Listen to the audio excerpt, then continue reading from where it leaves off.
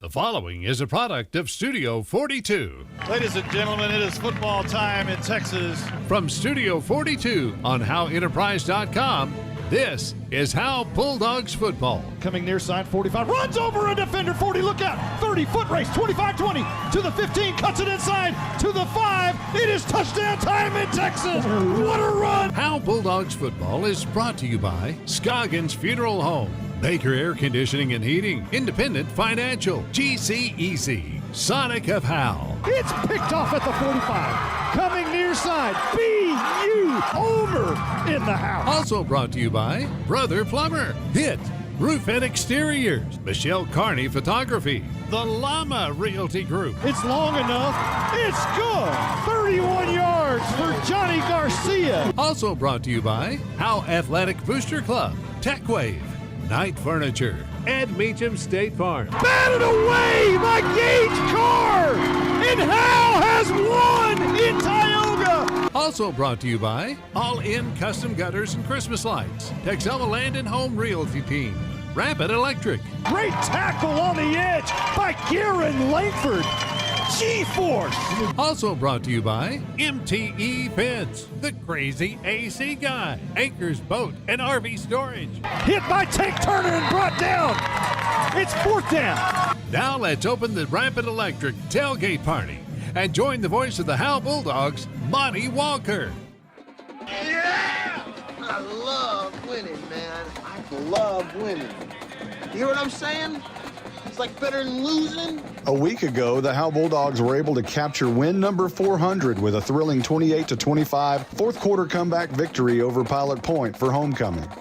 It was a game where the homecoming king ripped off a 95-yard touchdown and added two other scores. One would think that would earn Braden Ulmer a heavier load to carry for this team. Howe has dominated S&S over the years, and they expect to win tonight to open district play.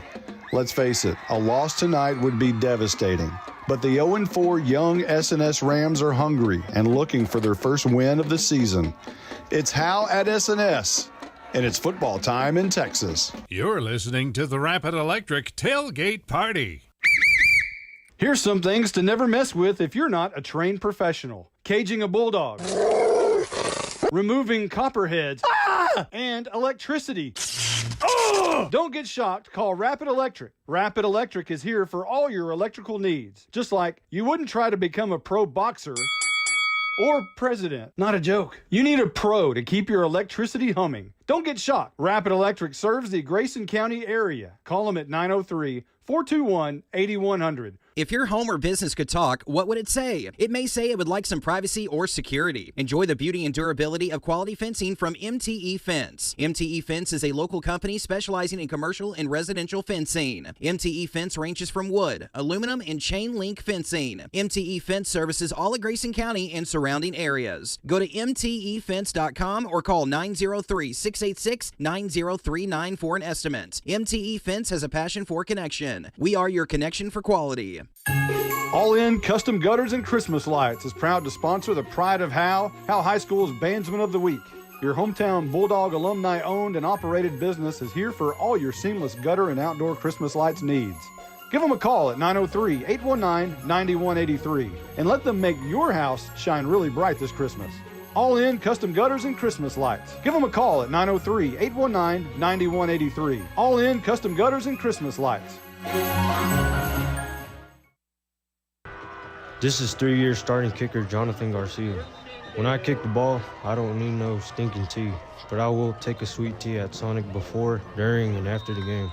When I kick on over to Sonic, they have great food and big smiles. Johnny, get your leg warmed up. I stay warmed up with Sonic's onion rings and tater tots. Not to mention the great drink specials. Hey, Johnny, we need you to drill this one. Let's go. Bring your tea. Nah, Coach, I just finished it. It's not just good, it's Sonic good. Johnny Garcia bangs it through. Hey, Steve here, the crazy AC guy. We raise top-notch AC units and train the finest service techs west of the Mississippi. And we got a truly crazy deal for you. Get a free furnace with the purchase of a qualified AC condenser coil package. You'd have to be crazy like me to miss this deal. So for all your AC and electrical needs, call us at 903-465-2665 or visit us at crazyacguy.com. The Crazy AC Guy, where crazy meets quality. listening to the Rapid Electric Tailgate Party. Let's join Monty Walker with the Crazy AC Guy from Senior Spotlight. This week's Senior Spotlight is Charlie Turner, better known as Tank. Now, who started calling you Tank? Where'd that come from? So my mom did it whenever I was basically at birth.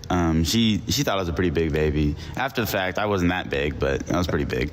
The nurse, my mom called me her little Tank because I was a pretty heavy baby. I don't remember. I think I was like 7 pounds, which was a nice number.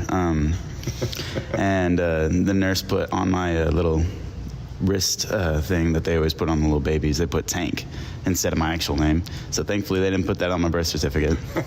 I have a similar story. They called me Bull of the Woods when I was born. Okay, so did you start kindergarten at Howe? Yeah, I did. I started going here at the little pre-K daycare situation that we had. I've been going here since. It's always fun. When did you start playing football? I think I started playing football in the first grade. I don't really remember much. It was a lot of fun, though. So you were a part of a team that won 3 Super Bowls in youth football. What made y'all so good? Honestly, I don't remember doing all that much. I remember doing the block, which was the worst part. And I'm pretty sure it was just like Braden Ulmer, Cooper Jones, Jacob Campbell. They all were superstars in that little team. Now, you've gone from a pretty good defensive lineman to an outstanding defensive lineman. How did this happen? I honestly would chalk it up to the weight room and just learning more about technique and learning more things over the years, going to different colleges, stuff like that. Who's your favorite teacher? I'd probably say Miss Hawthorne. She's my robotics teacher. She always helps me. What about favorite coach? Probably Coach Nitzen. He's always the most fun. We're going to take a quick time out. We'll be back in 30 seconds. Hey, Steve here, the Crazy AC Guy. We raise top-notch AC units and train the finest service techs west of the Mississippi. And we got a truly crazy deal for you. Get 0% financing for 60 months for any qualified air conditioning and heating system. You'd have to be crazy like me to miss this deal. So for all your AC and electrical needs, call us at 903-465-2665 or visit us at crazyacguy.com. The Crazy AC Guy, where crazy meets quality. We're speaking with Tank Turner. You were nominated for Homecoming King. Were you mad that BU won? No, absolutely not. I voted for him and Camry. I wanted to make sure it happened. Well, that's a good teammate and a good friend right there. All right, you're racking up tons of tackles, but I think it may be your motor that sets the tone for others on defense. Would you agree with that? Yeah, honestly, whenever I started in sophomore year, Coach Graham put me in. He said I had one of the best motors on the team, especially on defense. And I've always enjoyed having the fun time and always getting riled up playing defense. You were around Coach Harvey a lot the past 2 years when he was a defensive coordinator. What's different about him now that he's the head coach? I feel like he takes more responsibilities over things. He's a bit nicer and everything, and still makes us run conditioning, which Coach Bryan did not make us do as much. So, comeback win against Pilot Point for win number 400 for the program. How fun was that? It was so much fun. You can see me jump onto Will if you can throughout the film. I did it once. It was hilarious. Seeing Garen pick up the ball like it was an Easter egg, it was great, honestly. I loved every bit of that game. So eventful. After Friday nights, what's the schedule after the game? Normally, I try to just go home and sleep because we got filmed too early in the morning at 10 o'clock. I normally like to maybe go get food sometimes, though. What are you going to see from SNS tonight? I hope to bully them into the ground. I want to have the most fun I can on defense, and I want to keep it up. So, how important is it to start 1-0 in district play? It's incredibly important. I think statistically wise, it's one of the most important things that we can start off doing. So, that's Tank Turner, your Senior Spotlight. Tonight's Senior Spotlight has been brought to you by the Crazy AC Guy. You're listening to the Rapid Electric Tailgate Party.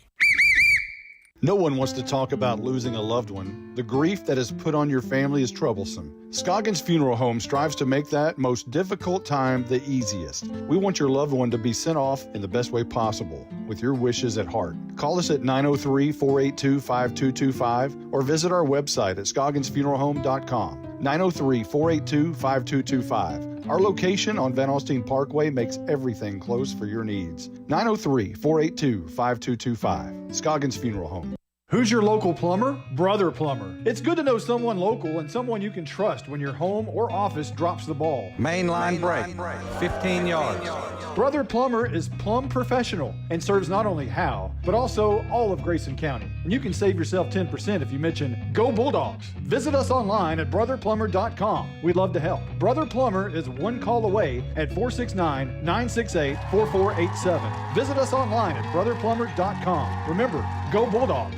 Real estate is the key to building long-term wealth. Hi, I'm Dana Thornhill, a local Keller Williams realtor. If you're thinking about buying or selling a home, I can help you. Call the Llama Realty Group. Call 903-821-6890 and ask us about our complimentary services. Opportunities in North Texas are growing quickly, and the Llama Realty Group can help you with all your real estate needs. Just like here at the stadium, execution is the name of the game. The Llama Realty Group gets the job done. Call 903-821-6890 today. Each Keller Williams office is independently owned and operated. Here's some things to never mess with if you're not a trained professional. Caging a bulldog. Removing copperheads. And electricity. Don't get shocked. Call Rapid Electric. Rapid Electric is here for all your electrical needs. Just like you wouldn't try to become a pro boxer or president. Not a joke. You need a pro to keep your electricity humming. Don't get shocked. Rapid Electric serves the Grayson County area. Call them at 903-421-8100. Hey, Steve here, the Crazy AC Guy. We raise top-notch AC units and train the finest service techs west of the Mississippi. And we got a truly crazy deal for you. Get a free furnace with the purchase of a qualified AC condenser coil package. You'd have to be crazy like me to miss this deal. So for all your AC and electrical needs, call us at 903-465-2665 or visit us at crazyacguy.com. The Crazy AC Guy, where crazy meets quality. You're listening to the Rapid Electric Tailgate Party. Let's join Monty Walker with the Crazy AC Guy Coach's Corner with Bulldogs head coach Andrew Harvey. Coach, it looked like things weren't going to go your way Friday night as the third quarter winded down, but the Dogs showed no quit, and I'm sure that gives you an indicator of what this team can do with its back to the wall. Just continually preaching, take care of the little things, worry about where you're at, where your feet are at, worrying about the next play, worrying about the play at hand, not the next play or the previous play. Not worrying about the big picture, just worry about that moment. And I think it helps in games like that. They made a few mistakes, but we did a good job of grinding it out. There was I walked in at halftime, and honestly, the mood at halftime against Pilot Point was better than it was when we played Bowie or Boyd, and it was a closer score at halftime. I think it's because I don't know. It's just been, we talked about it all week. Just make sure that no matter what, the second half is ours, because we haven't really, and we still haven't. And I told them this, we really still haven't played a full 4 quarters. I would say our first half, we didn't play the potential we could. But that was kind of the focus that week, was make sure that we were strong into the second half. And I think the way we run our offense, the way they run our offense kind of benefited us as well, because it wasn't, I don't know, the defense wasn't on the field a million plays because the clock was continuously running, because both teams were running the ball. So it's kind of a shortened game. So I'd attribute that to having better legs in the second half. Being at home and at homecoming too, the energy from the crowd and all of that, that's a huge factor as well. We have a great crowd, great band, all of that helps bring the energy up, and I feel it was easier to do because we were at home, but also again they made some mistakes and we took advantage of those mistakes, and that kind of I don't know, helps us win the game. Real quickly, talking about that crowd, it was huge. I think the superintendent made the comment that I don't know how much longer we can stay here if we're going to have crowds like that. I guess that plays an impact, and a huge impact on the field.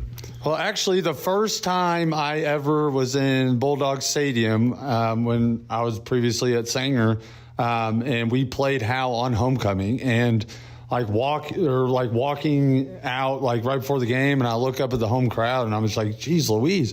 Like, it was great. I haven't really, like, I don't know.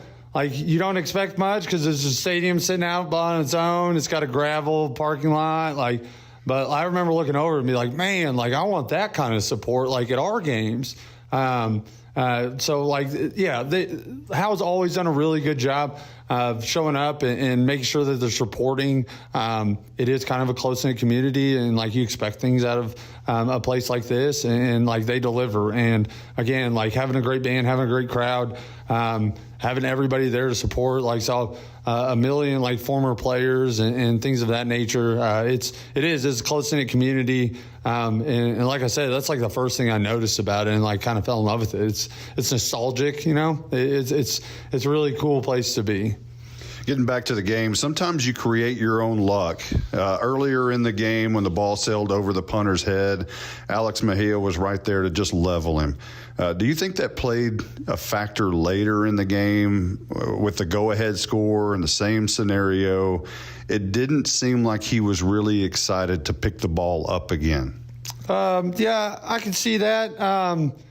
Also, to be fair, some punters are taught, like, on bad snaps to, like, just kick it out of the back of the end zone.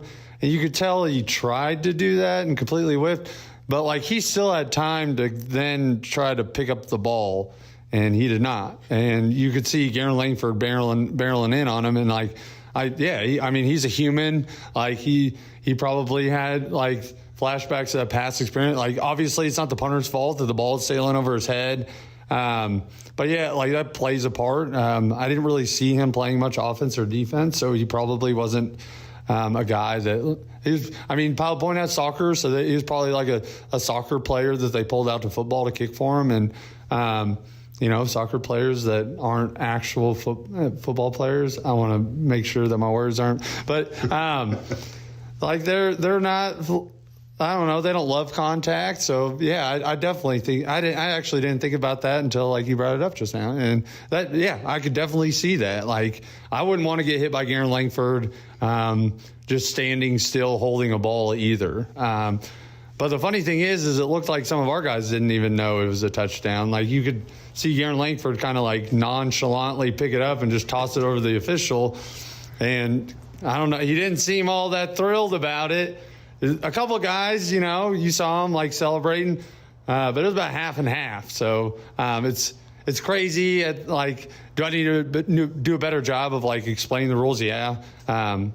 We've gone over things like that. But in the heat of the moment, like, I guess some people just don't realize, like, the magnitude of what just happened. And that was such a huge, like, turning point in the game. That kind of, obviously, it, like, gave us the score to go take the lead. And I think that, like, completely deflated their sails because they came back out on offense. They kind of got out of their offense. They were doing dumb. Like, you could tell they were flustered from it. And, like, that changed the game and won the game for us. Yeah, we mentioned on the air that Langford just kind of reached down and picked up an Easter egg nonchalantly. Homecoming King, 95-yard touchdown, 2 other scores, defensive standout. What more can BU do? I guess y'all are going to find out. Like, I don't want to give too much away, but, like, we definitely plan on using him in the offense more than we have. We've kind of realized that, like, hey, we got a dude that can, like, he's special. And that may take away from, like, him playing in other spots some because he really is. Like, he's special with the ball in his hands, so we want to make sure offensively that he's touching the ball enough for us to win. Say it that way. Like, he's our dude. He's that guy. He just got named Texoma Player of the Week. He's a special player, special kid. He'll mow your yard. He'll, walk your dog, all those things, the old Friday Night Lights quote. He can't really throw it, so I guess, and he can pass. That part of it maybe not play in there, but he can do a lot of things. And we plan to, like, make sure that he is doing lots of things. We're going to take a quick timeout. We'll be back in 30 seconds. Hey, Steve here, the crazy AC guy. We raise top-notch AC units and train the finest service techs west of the Mississippi. And we got a truly crazy deal for you. Get a free furnace with the purchase of a qualified AC condenser coil package. You'd have to be crazy like me to miss this deal. So for all your AC and electrical needs, call us at 903-465-2665 or visit us at crazyacguy.com. The Crazy AC Guy, where crazy meets quality. Coach, I've been seeing on Twitter and social media these schools that are beginning to attempt to kick field goals instead of punting. Johnny Garcia probably kick it further than he can punt. They know that it'll be returned. Have you thought about that? What's the rules on that? Is it different? How does that work in Texas? So in Texas, technically you cannot do that. I guess if the returner caught it in the air, but you'd be like counting on him to do that. But if not, it would just be like a regular field goal. So like the things you're seeing on Twitter are coming from different states. And they follow like the NFHS rules. I think that's what it's called. It's like those rules kind of govern every other state other than Texas. Texas is unique. We are very similar to the collegiate or NCAA rules. There's a few like addendums in there, but for the most part, like ours are straight from the NCAA, probably because there's so many Texas high school football players that go play in college. So like we don't want them to like have to learn a new set of rules when they get to college. Not that like NFHS and like our rules are like way different. It's just like little things like that. That it would be cool to do that, but unfortunately we can't. So he's getting better at punting. He had like a 60-yarder.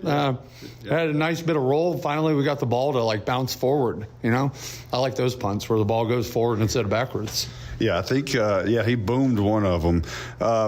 So back on the road, but at least you're not traveling 2 hours. So I think that probably helps the kids, helps the coaches. Talk about that.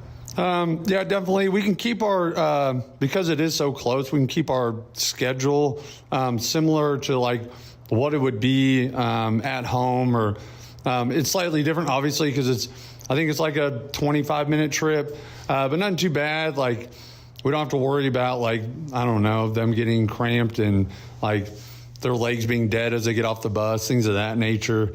And a big factor for it, for me, again, like our crowd can actually travel to SNS, like when we're 2 hours away, they did a pretty good job of showing up, but like, it's not the usual crowds we get. But that's fair. Like, if I didn't have a kid on the team, like, sorry, I'm not driving out to Bowie or Boyd, so I understand that, but like being closer, it helps our crowd get there, and I feel like our crowd and things of that nature like help bring the energy. So I'd say that's another big factor too.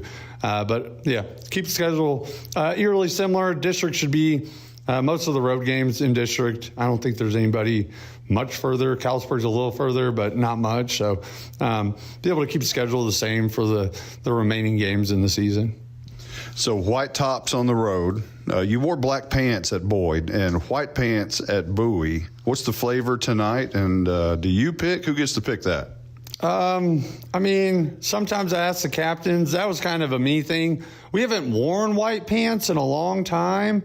So I just, we wore white pants white tops, black pants when we played Boyd and lost. And I don't want to say I'm superstitious, but like, why not try to switch it up? I guess the reason why we wear black pants with white so often is because like it looks good, and I love I think our home uniforms are the best in the state of Texas. Like there's no better look. Like that all black, it's so intimidating. It looks awesome. Our road uniforms, they're not bad. I like the solidness of it. Really, it was just like trying to switch it up. Every once in a while, we'll probably go with black pants this week because, again, we just lost wearing white pants the previous road game. And, again, not superstitious, just change it up, change up the mojo with it a little bit and see what happens. SNS is 0-4. What do you expect to see from them tonight? A good ball club. Like, we just played an 0-3 team that only scored 6 points, and Like, they gave us everything they had. Like, most teams in Texas are coached well enough that they're going to get better as the season progresses. Like, that's just how it, like, you can't expect to see, I don't know, the same team week to week. They're going to get better. And especially with like district play rolling around, lots of teams keep things in their back pocket. They don't want to show things. But like, I expect to see a better team. They're going to be better. They're going to be improved. They're going to, I mean, last year it was 7-3 at halftime. Like, their kids play hard. And I expect a good game. It all counts now. District play has begun. Does anything change in practice and the focus and meetings and anything like that? No. I like to keep the schedule the same. Again, like, are we going to do a little more on defense? Maybe. Are we going to do a little more on offense? Maybe. But, like, as far as schedule goes, actually, like, this time of year, you start to, like, dwindle it down a little bit. You try to, like, you know, keep their legs fresh. And it's not really like because it's district play, it's because football season is a grind. And you want to make sure that, like, your players are fresh moving into week like 10 and 11. So, like, got to be mindful of that. But for the most part, no, nothing much will change. I like to keep things similar because if you know what you're doing, you can do it fast, you can do it well. So. The Coach's Corner has been brought to you by the Crazy AC Guy. You're listening to the Rapid Electric Tailgate Party.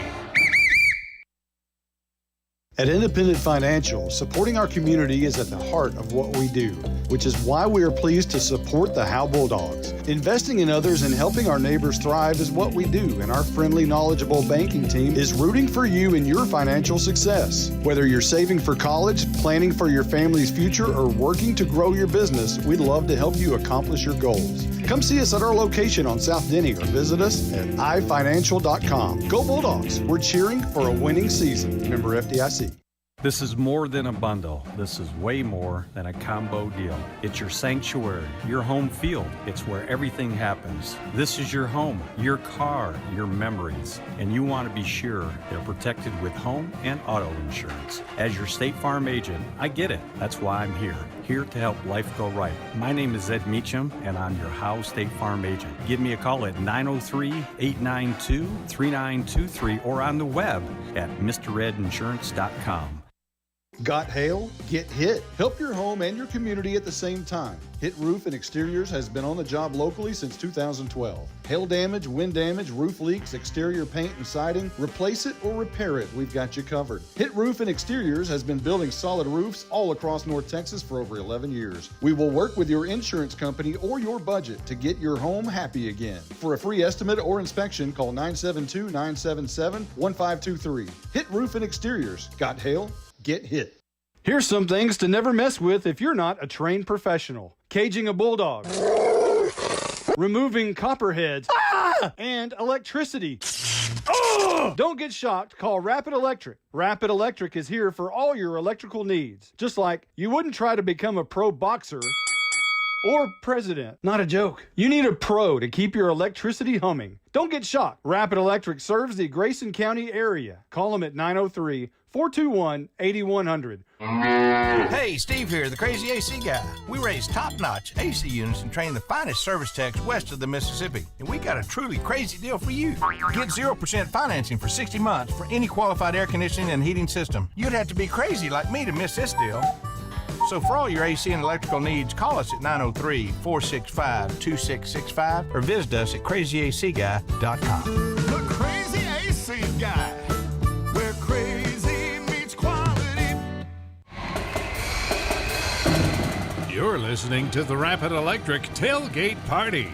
Today's Howe Bulldogs Flux Capacitor is brought to you by the Crazy AC Guy. Now let's join Monty Walker with a time travel through Bulldogs history. The Howe Bulldogs are 4-5 on games played on September the 27th. The first one took place in 1940 with a 24-0 win over Tioga behind 2 touchdowns by M.H. Jeter. Howe then lost on this date in 1968 by a 25-7 score at Leonard. Allen beat Howe in 1974 by a 35-0 score, And in 1985, Howe beat Valley View 15-0 with Andre Liss connecting with Mark Wheeler for a 25-yard score. In 1991, Howe lost to Pilot Point 7-3, where the Bearcats' only score came on a kick return. In 1996, Howe lost to Pilot Point 35-7, and in 2002, the Dogs beat Leonard 23-0. On this date in 2013, the Bulldogs lost to Pottsboro 28-0, but the most recent game played on this date was in 2019 when Jalen Thornton rushed for 4 touchdowns over Bonham. Howe owns a 27-10 record in the series with S&S. While Howe played Sadler once in 1958 and beat them 32-0, that game doesn't count in the official record book with S&S. The first game took place on September the 22nd, 1961, where Howe won 28-6 at Bulldog Stadium. Howe won 11 straight from 1983 through 1993, including 6 straight shutouts from 1987 to 1992. Howe set the school record with 76 points in S&S in 1991, which has since been broken with the 77 points in Tom Bean in 2015. Howe currently has a 6-game winning streak over the Rams that dates back to 2014. The last loss to S&S came in 2007 when the Rams walked away victorious with a 28-24 win. Today's Howe Bulldogs Flux Capacitor is brought to you by the Crazy AC Guy. You're listening to the Rapid Electric Tailgate Party. Buying and or selling your next home or property should be an enjoyable experience. At Texoma Land and Home Team, our commitment to the personal relationship of each transaction ensures communication you expect, while assuring that we'll be here the next time you need us. We're not a big box real estate company by design. This freedom allows us to be fully at your service. Texoma Land and Home Team, Renee Nichols Broker, 903-818-1645. Texoma Land and Home Team, for all your real estate needs, 903-818-1645. Hi everyone, my name is Presley Harrell, class of 2025 cheerleader and cross-country runner. This is Talon Haley, senior basketball player and Howe High School record-setting golfer. Hi, this is Camry Snap, and I'm a graduating volleyball and softball player. This is Braden Wilmer, class of 2025. I play football, baseball, and I run track. We would like to thank the Howe Athletic Booster Club for their support and encourage anyone wanting to be a part of supporting Howe's athletes to reach out for more information. Go Dogs! At Grayson Cullen Electric Cooperative, GCEC, we have been around for over 80 years and are governed by 7 principles: open and voluntary membership, democratic member control, members' economic participation, autonomy and independence, education, training, and information, cooperation among cooperatives, and concern for community. One of our communities is Howe, Texas, and GCEC is proud to support the Howe Bulldogs. So hot up here. Roger must think he's preaching a Hellfire Sunday sermon. I know. He won't ever turn the air on. Monty, who recovered that fumble? The only name that comes to mind is Lucifer. Charles Furr? Got it. Baker Air Conditioning and Heating has been in Howe for over 50 years. They've been in business that long because they're just good people. If you've been told you need expensive repairs, get a second opinion with Baker Air Conditioning and Heating. Call 903-532-6255. Fifth quarter tonight is going to be a hot one. I bet. Here's some things to never mess with if you're not a trained professional: caging a bulldog, removing copperheads, and electricity. Don't get shocked. Call Rapid Electric. Rapid Electric is here for all your electrical needs. Just like you wouldn't try to become a pro boxer or president. Not a joke. You need a pro to keep your electricity humming. Don't get shocked. Rapid Electric serves the Grayson County area. Call them at 903-421-8100. From Studio 42 on HoweEnterprise.com, this is Howe Bulldogs football. You've been listening to the Rapid Electric Tailgate Party. Football time in Texas is just moments away. Now, with the call of the game, here's the voice of the Howe Bulldogs, Monty Walker. Well, good evening, everyone. Welcome to Ram Stadium in Sadler, Texas. Monty Walker along with, right now, Jake Roberts and Malin Walker and Stephen Braswell. Justin White's on his way somewhere in that crazy traffic, I'm sure, in between Sherman and Sadler. You know, that crazy traffic. Right. Yeah, he's probably somewhere in there. So he'll be with us tonight momentarily. We've got the 0-4 S&S Rams and the 2-2 Howe Bulldogs. It's the District 7-3A Division II opener. It's a beautiful evening, and Malin Walker will tell us about that in just a few moments as he heads down to the field. But we've got what I think will be a good football game. Howe has made a little bit of tweaks on offense as far as personnel, and we'll let Malin talk about that a little bit also during his weather recap and all of that. But I think you're going to get what we've been asking for several years now. I think there's going to be a little heavy dose of someone tonight, from what I understand. Let's thank our sponsors during our Rapid Electric tailgate party. Don't get shocked. Call them at 903-421-8100. I want to thank the Crazy AC Guy for sponsoring the Senior Spotlight, the Coach's Corner, and the Flux Capacitor.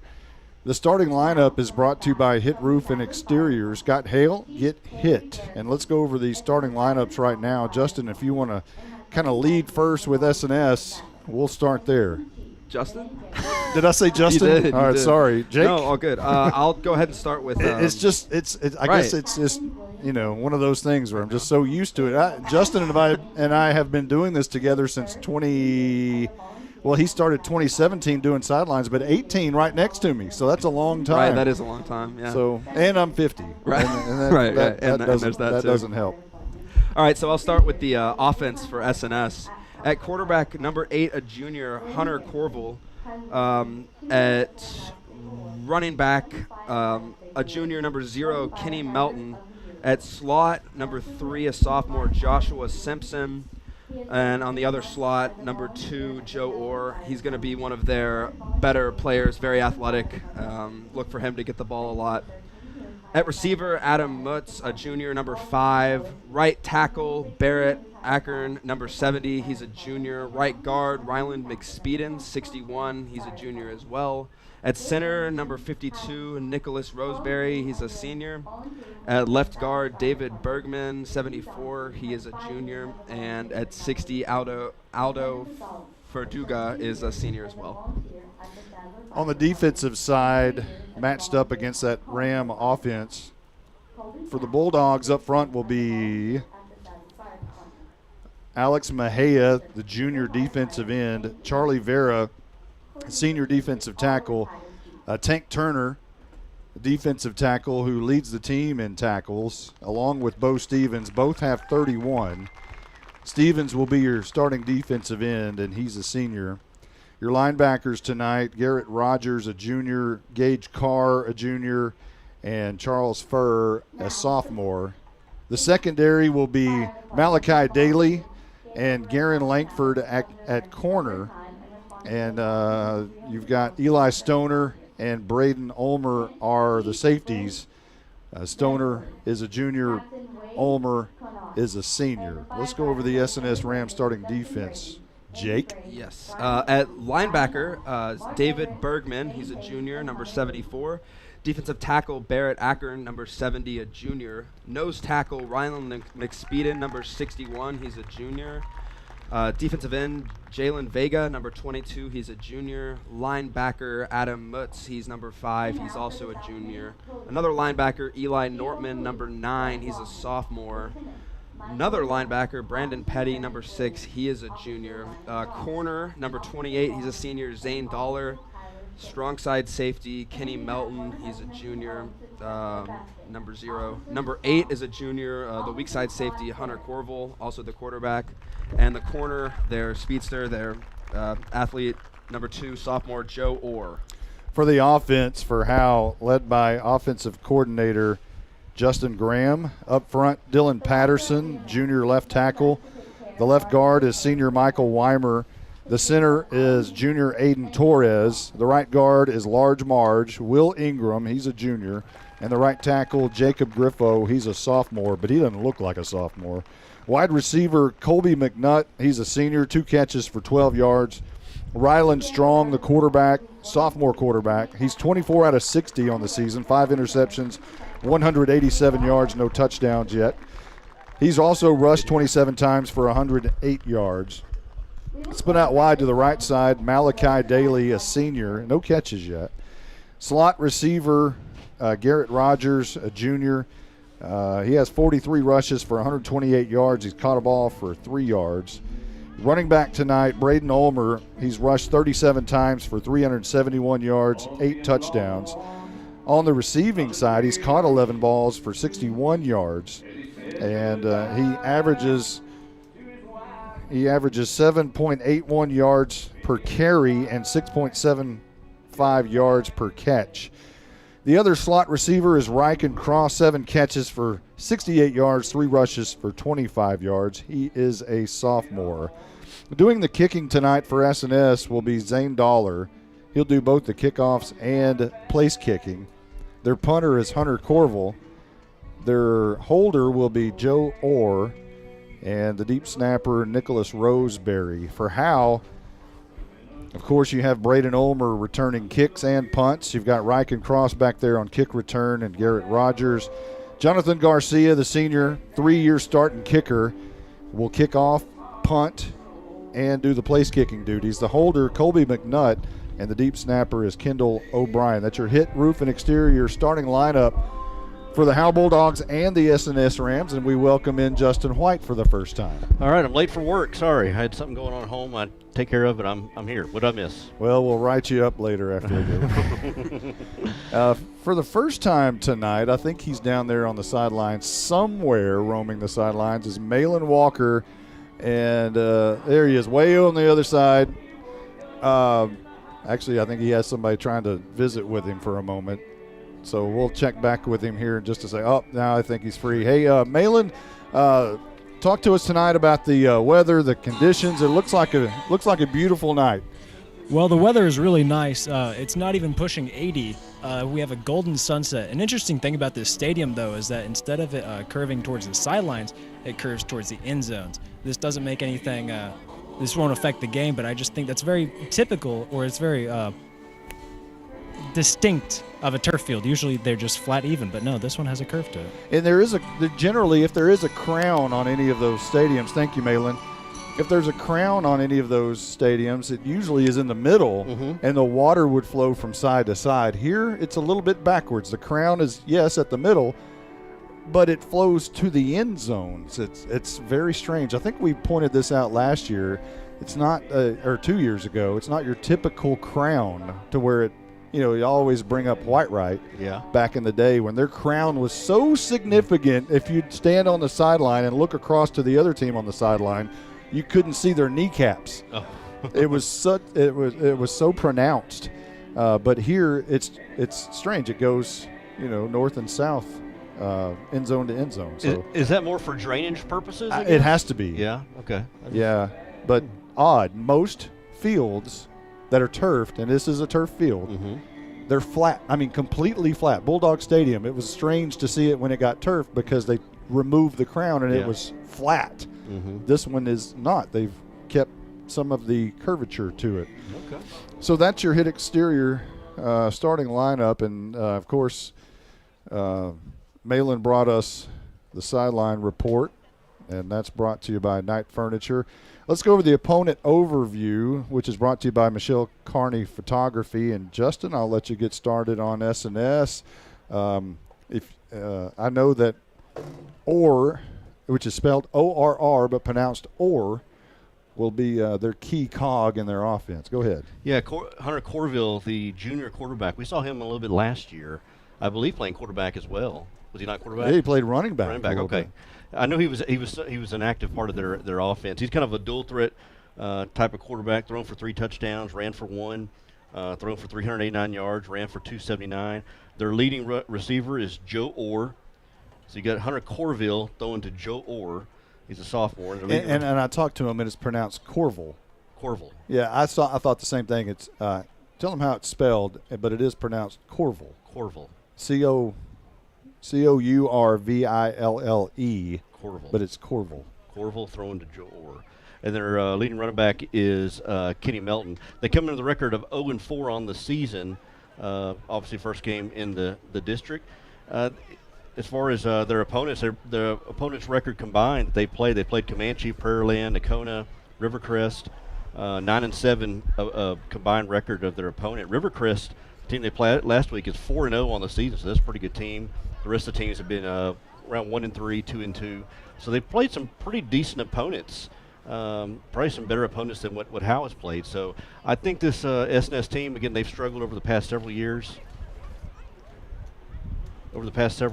But I think this is a team that can make some noise. They got a new coach there, Dan Pike. He was the former OC at Colleyville Heritage, helped the Panthers to a 12-2 season a year ago. Advanced to the Class 5A Division II Region 1 championship game. They eventually lost to Frisco Emerson. He's a Keller Fossil Ridge graduate who began coaching at Waco La Vega before going to Mansfield. Spent 9 seasons under Jerry Edwards at Killeen Harker Heights, including 6 as the OC there. They've lost to eventual 6A Division II state champion DeSoto. That's the head coach for S&S, Dan Pike. For Howe, that's your Michelle Carney photography opponent overview. For the Howe Bulldogs overview, brought to you by Ed Meacham State Farm. I think what we're going to have tonight is, I said I was going to let Malin break this news, and I think I'll go ahead and do that. Your Night Furniture sideline reporter. Malin, you want to break the news on the offense and what's changing here? Yeah, it's actually some really good news. From what I understand, they're going to get BU the ball. They're going to get that man the football. We've been preaching it for 2 years up here. At least 2. Feels like decades. But with that, they're going to try to take BU a little bit off defense, try to specialize him into the offensive role as to try to save his body to get more production out of him. All right, thank you, Malin. What I'm hearing is it's going to be a heavy dose of BU. Maybe from here on out, but at least tonight. And that's Braden Ulmer, of course. And if Mr. Ulmer is carrying the ball a whole lot, that's good news, one would think, for the Howe Bulldogs. Your Howe Bulldogs overview, including that great news about BU getting the football a lot. Ryland Strong continuing to find his way as a sophomore quarterback. I think another thing that perhaps they could feature is Ryland Strong running the football more. I think we've all kind of asked for that because he has had really good production when he's scrambling out of the pocket. And most of the time when he's on the run, avoiding a sack, he usually picks up good yardage for that. Defensively, Howe's got to figure out a way without BU on the field at times to continue that run-stopping effort that they put forward. Last week, Howe did a great job in the second half of shutting down the run. They had the first half where the young man was able to pick up over 120 yards, but only finished with 150. The second half, they need to build upon that in the run game and completely try to shut that down. Now, S&S is 0-4. But they have scored 78 points. That compares to Howe's 74 points. So S&S has actually scored more points in the first 4 games than Howe. The difference is Howe's given up 116, whereas S&S has given up 212. So that matchup is something you're going to have to watch out for. Howe's offense versus S&S's defense. And if trends continue, the Howe Bulldogs should have a good night offensively if you go by those numbers. And you can't always, but Howe should be able to light it up. And if everything comes together with the transformation of the offense geared with Braden Ulmer, I think that's a good sign for the Howe Bulldogs offense tonight. I think that's a fantastic move by the offensive coaching staff for Howe to put Ulmer at running back.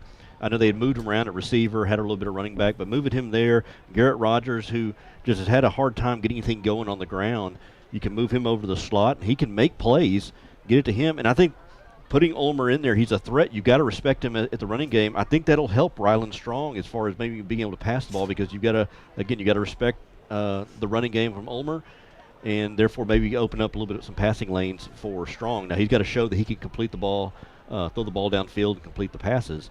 But I think this will help him offensively. My only worry is that if I don't attribute the lack of production lately by Garrett Rogers to Garrett Rogers. No, not at all. I think it's in my opinion, which I'm just a broadcaster, but the pistol formation sends the running back behind the quarterback, which is 6 yards away from the football. Mm-hmm. And that's a lot of space to even see the hole, to get to the hole. I think you're asking a lot of a running back to penetrate a hole that could open for a minute and close in a nanosecond before you even get the ball. And if BU's going to be put in the same type of situation, I'm not sure what kind of difference that's going to make. Now, if they were to run the running back beside the quarterback, one side or the other, then that 1 yard makes a huge difference. It's a huge difference. So I'm kind of hoping that's the case too, Justin. And I'd just be as soon to see him ditch the pistol, but that's just me. I'm just a fan, just like everybody else. I have my opinions, just like when it boils down to it, we're fans. Yeah. Right. We're no different than anybody else. We just have to be accountable for everything we say. Because people do listen. We're going to take a quick timeout. The Bulldogs are heading onto the field, and we'll set the stage for you when we come back. We've got about 10 minutes or so before kickoff. We'll be back right after this.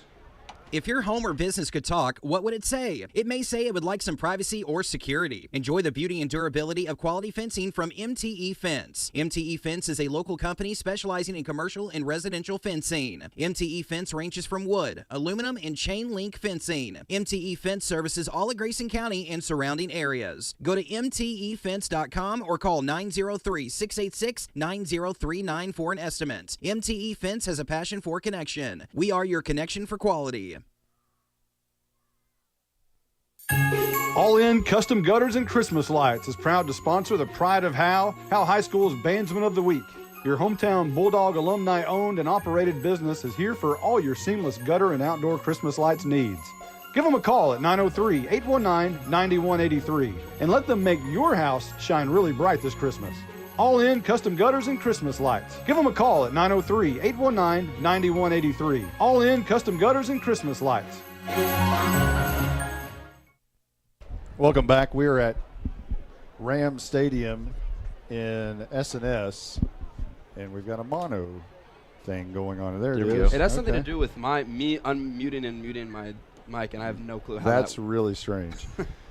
Anywho, the Bulldogs tonight will be in their white tops, black helmets, black numerals, and black pants. So we talked to Coach Harvey during the Coach's Corner earlier, and he indicated, they wore black pants at Boyd. They wore white pants at Bowie.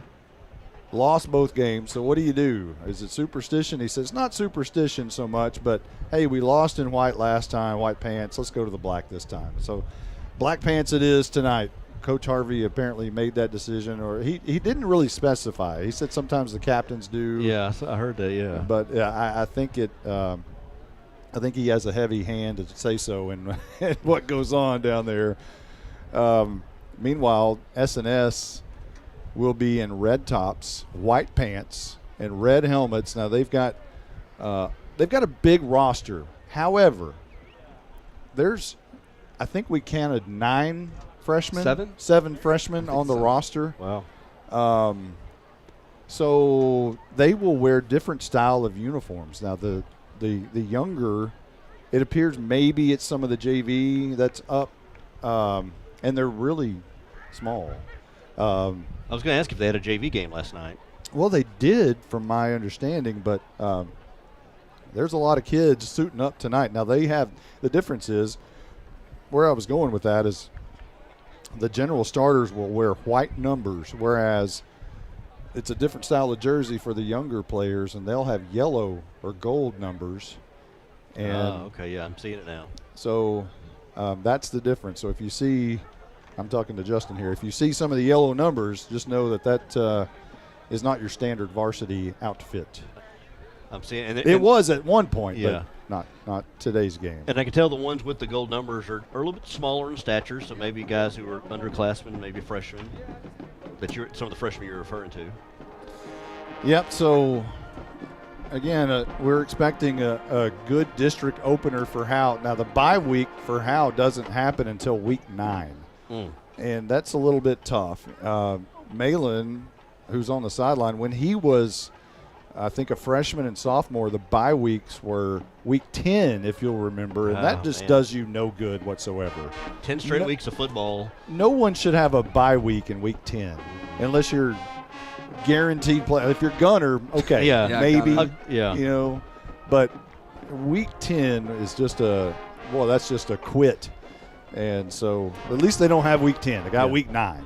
But that's almost just as bad. Yeah, it's a great place, if you plan on making the playoffs and get a little rest before. But if you're not making the playoffs, it's just 10 straight weeks of football. There's only one person in the entire school district that loves the week 10 bye week, and that's Jay Forsyth.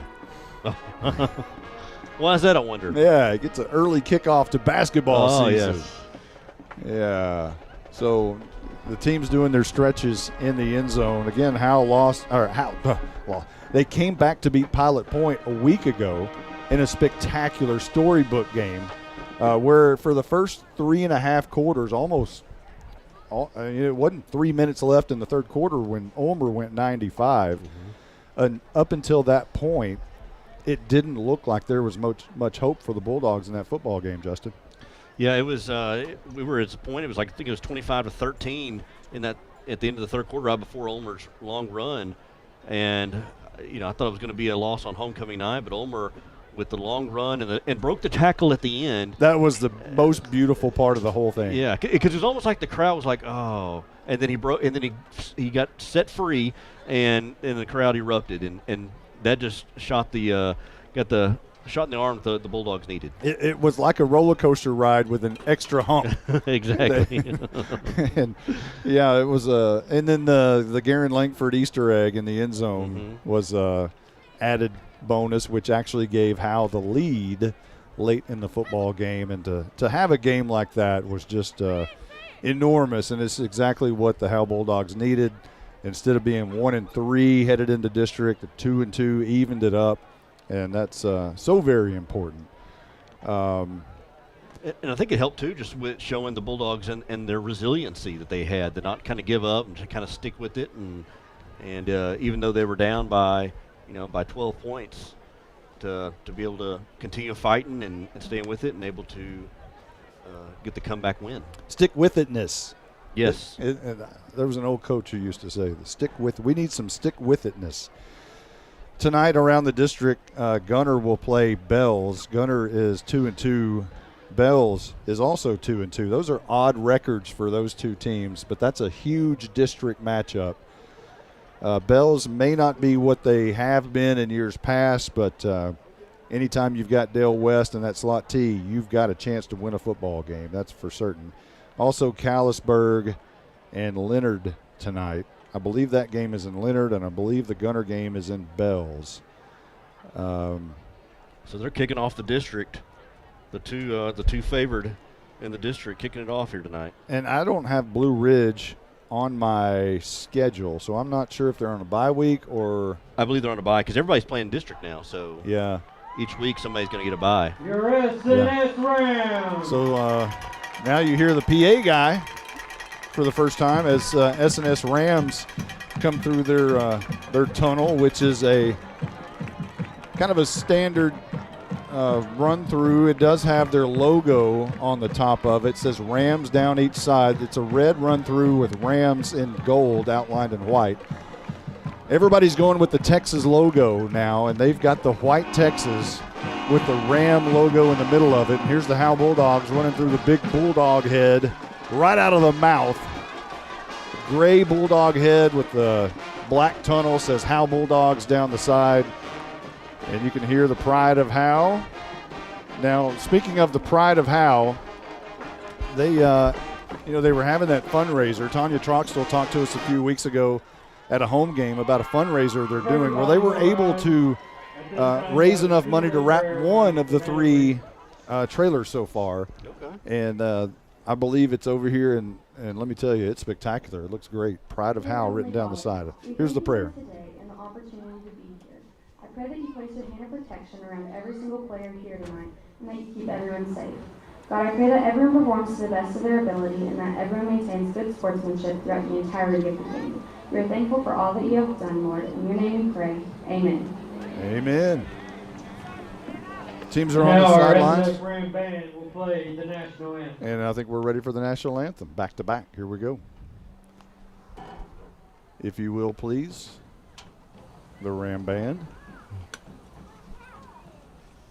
They're like you, Justin. Okay, here we go.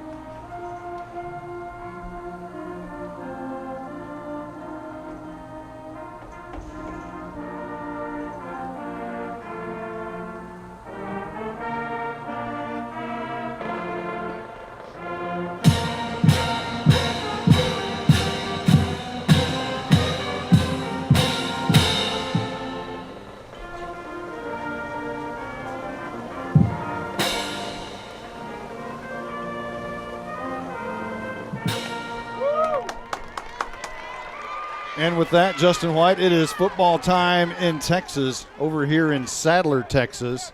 The SNS Rams 0-4, the Howe Bulldogs 2-2, the first district game of the season. Kicks off in just a moment. The captains are about to make their way out onto the field. So we have, it appears, Aldo Verduga, along with Hunter Corville, Kenny Melton. We also have Nicholas Roseberry and Rylan McSpedden. That's of SNS. For Howe, it'll be Garen Langford, Braden Ulmer, and Tank Turner to meet. And we'll check down with our sideline reporter, Night Furniture sideline reporter, Malin Walker.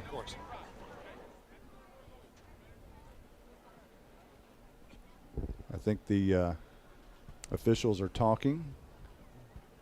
Either that or Malin's mic is turned off. There we go. Heads, scale it's tails.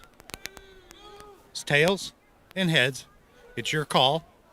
What would you like to call? Tails. Heads. Tank Turner called heads.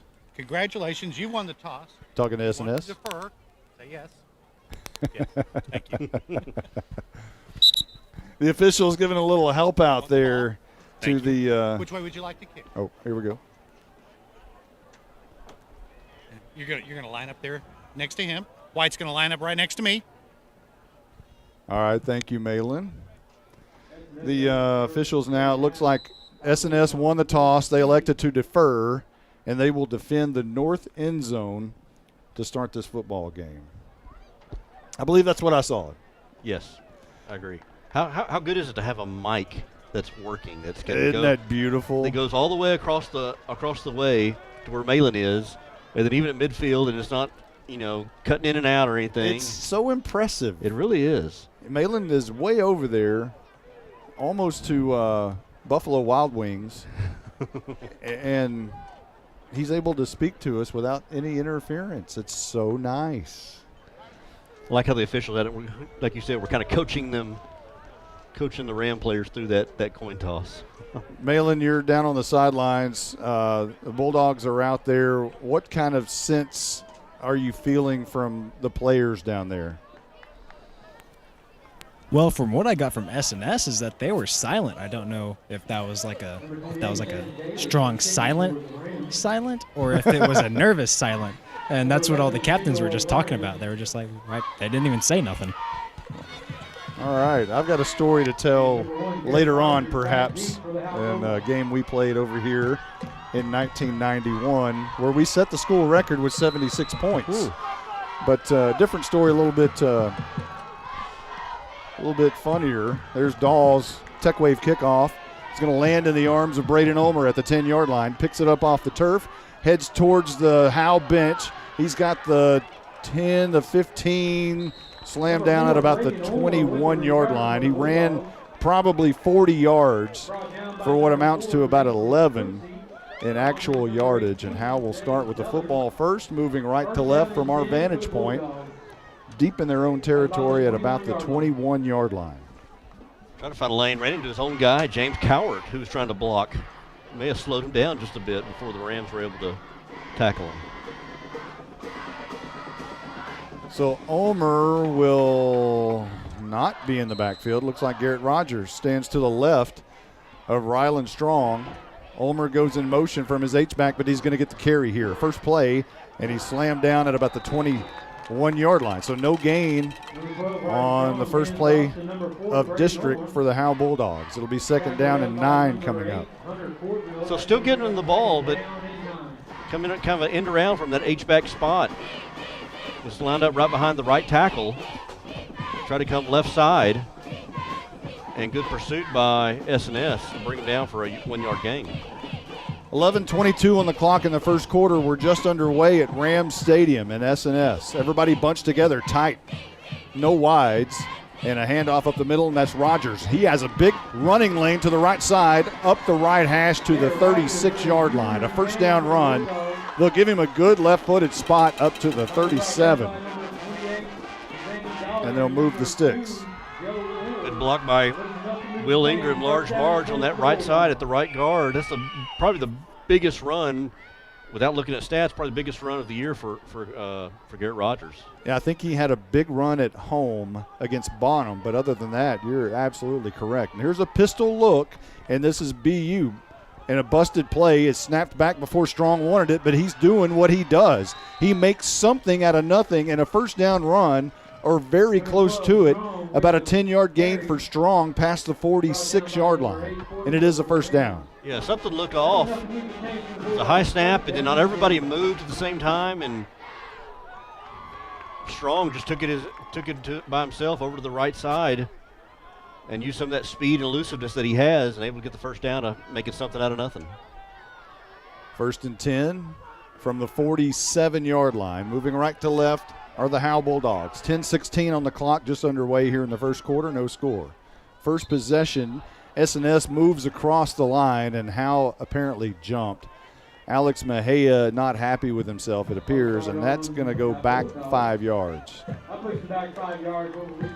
So that'll move it on the other side of the midfield stripe to the 42-yard line in Howe territory. Yes. Bulldogs got to cut down on the penalties, made some positive plays here so far, then they set themselves back behind the sticks. Handoff to Ulmer. I think that was Ulmer. And whoever it was may have put the ball on the turf. S&S acting like they have the football, and they do. I think that was not a clean exchange between Strong and Ulmer. If there was, Ulmer was the one who fumbled it. If he did have a hand on it. But again, I couldn't tell if I just saw the ball right as soon as the handoff was beginning. The ball came down, was on the carpet, and S&S recovered it. Hey, Braswell, Stephen Braswell with us. He made one claim during the when we were off the air. What was that claim?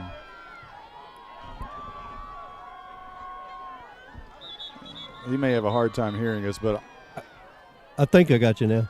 Okay. Yeah, I was just a little concerned about the number of carries that he would get and possibly putting it on the ground.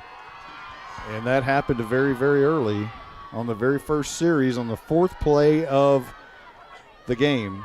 The ball hit the turf, and S&S has recovered. They'll take over at the Howe 43-yard line. Corville moves early. That's not Corville, actually, but he throws out right. The ball was in the hands of his receiver, but immediately he was hit, and the ball came popping out, so it'll be 2nd down and 10. There was some movement in the backfield as one of the backs went to a knee, and I think that might have been Eli Nortman, but no call. 2nd down and 10. I formation, And Corville is going to try to run it himself around the left edge. He's going to pick up at least 5 yards before a lot of Black Cats are there to stop him. But inside the 40, around the 37-yard line. They're mostly going to be running the ball. Corville, who we talked about as a dual threat quarterback, got it on a quarterback keeper, just took it himself, then bounced it outside, got some little yards out of it, and make it a 3rd down, and this may be 4-down territory too. He's in shotgun formation, but he has an I formation stacked to his right this time. 3rd down and 5. He's going to roll out. Corville looking down the field. Now he's going to tuck it and run. He's got the 35 and slammed down there by Braden Ulmer at the 32-yard line. It'll be enough for a 1st down. So each team has 1 first down early in this contest, but Howe fumbled on the 4th play of the game when Braden Ulmer and Ryland Strong had a kind of a misfire on the exchange, and S&S recovered. And here we are with 8:48 left to go in the 1st, and no score. S&S on their very first drive. Send 3 wide out to the left. Corville in shotgun formation. He'll drop back, immediately look left. The ball is in and out of the hands of the receiver, and it falls incomplete. Intended for Elijah Gentry, but it'll be 2nd down and 10 once again. If Gentry would have caught that ball, he had some blockers ahead of him on that little bubble screen. And Corville did a good job of kind of leading Gentry on that pass, but not able to make the catch. Gentry is split out wide to the left, and Adam Mutz is split out wide to the right. There is a slot receiver, which is Joe Orr. Tried to draw Howe off sides, couldn't do it. Here's a handoff up the middle, and immediately hit hard at the line of scrimmage. Braden Ulmer and Tank Turner. I mean, that's what you've heard all year long, and they were both ganged up on that play as the carry was Nortman. And it'll be 3rd down and 9. Dylan Patterson in there too. Tank Turner and Patterson, those 2 defensive linemen, big guys.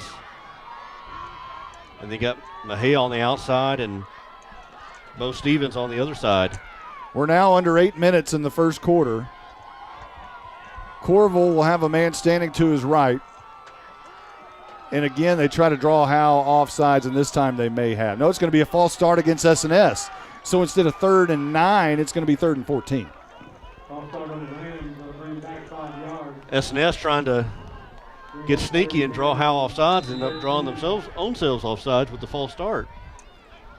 And so, yeah, 3rd and 14 for Corville, Corville. Like Corville Redenbacher. Yes, Corville. And I wrote it down, too. Corville. For a guy who can throw but hasn't completed any passes tonight. 2 receivers to either side. Fakes the hand and going to throw deep down the right side in the end zone is Braden Ulmer. He knocks it away 3 yards deep in the end zone, and that ball was knocked up and could have been caught in the end zone. But fortunately for the Bulldogs, it falls incomplete, trying to hit Joe Orr in the end zone. Corville. With the Corville. I said Corville. Corville with a good throw on the post down the middle of the field. Ulmer almost come down with the interception. Probably should have come down with it. And like you said, on the ricochet, the receiver almost able to come up with it. So S&S going to go for it on 4th down and 13 from the Howe 36-yard line. And they do get Mahia to jump across. Flag down. Pass is intercepted. Down the sideline is Braden Ulmer at the 15-yard line. But I believe they're going to be able to get at least 5 yards out of this. That'll be negated. Were there 2 flags or? Okay, no, there was just the 1. Okay, so just the offsides. So wipe off the pick by BU, and it'll be 4th down and 8. Bulldogs have to start being disciplined. They're antsy, trying to get across that line, trying to get a head start. And S&S is showing that they will go with a different cadence to get them to draw offsides to get the free play. Boy, they are snap count magicians, aren't they? They are. 4th and 9, we'll call it. 7:05 on the clock. No score yet from Ram Stadium. Corville in the gun. Low snap. He has to dig it out. Now he's on the run.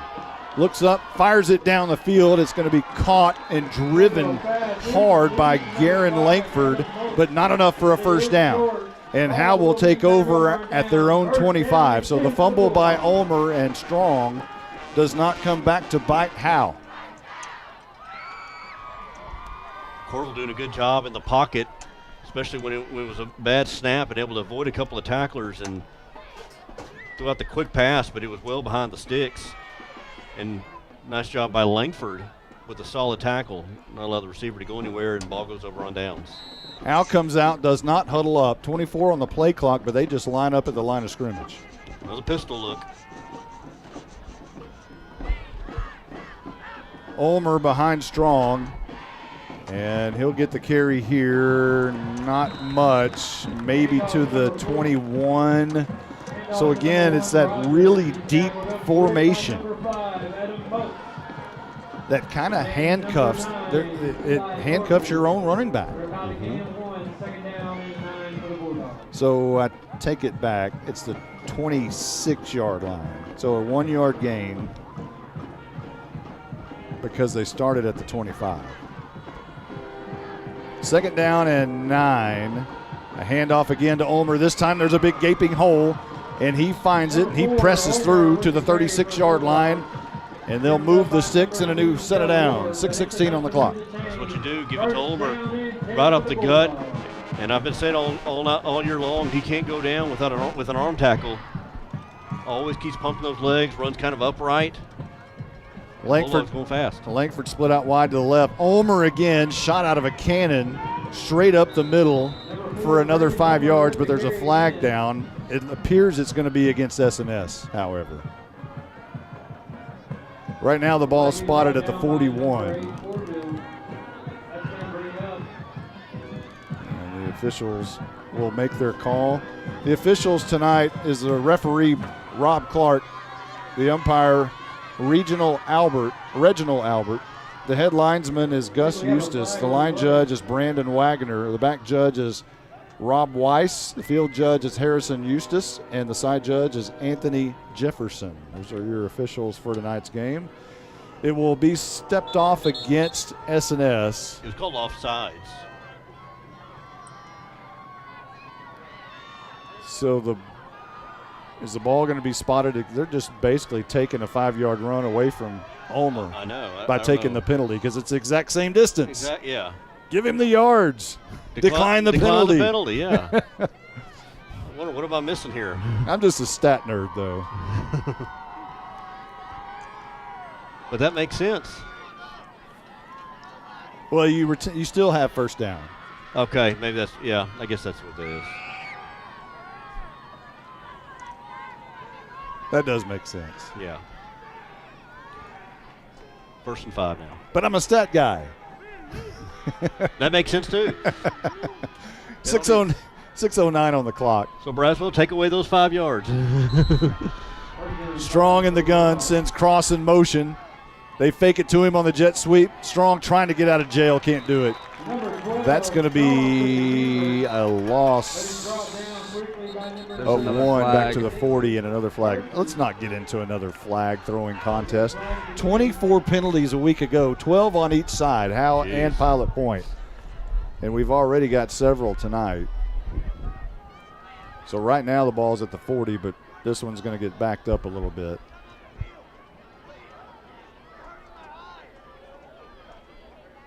Unsportsmanlike conduct against S&S.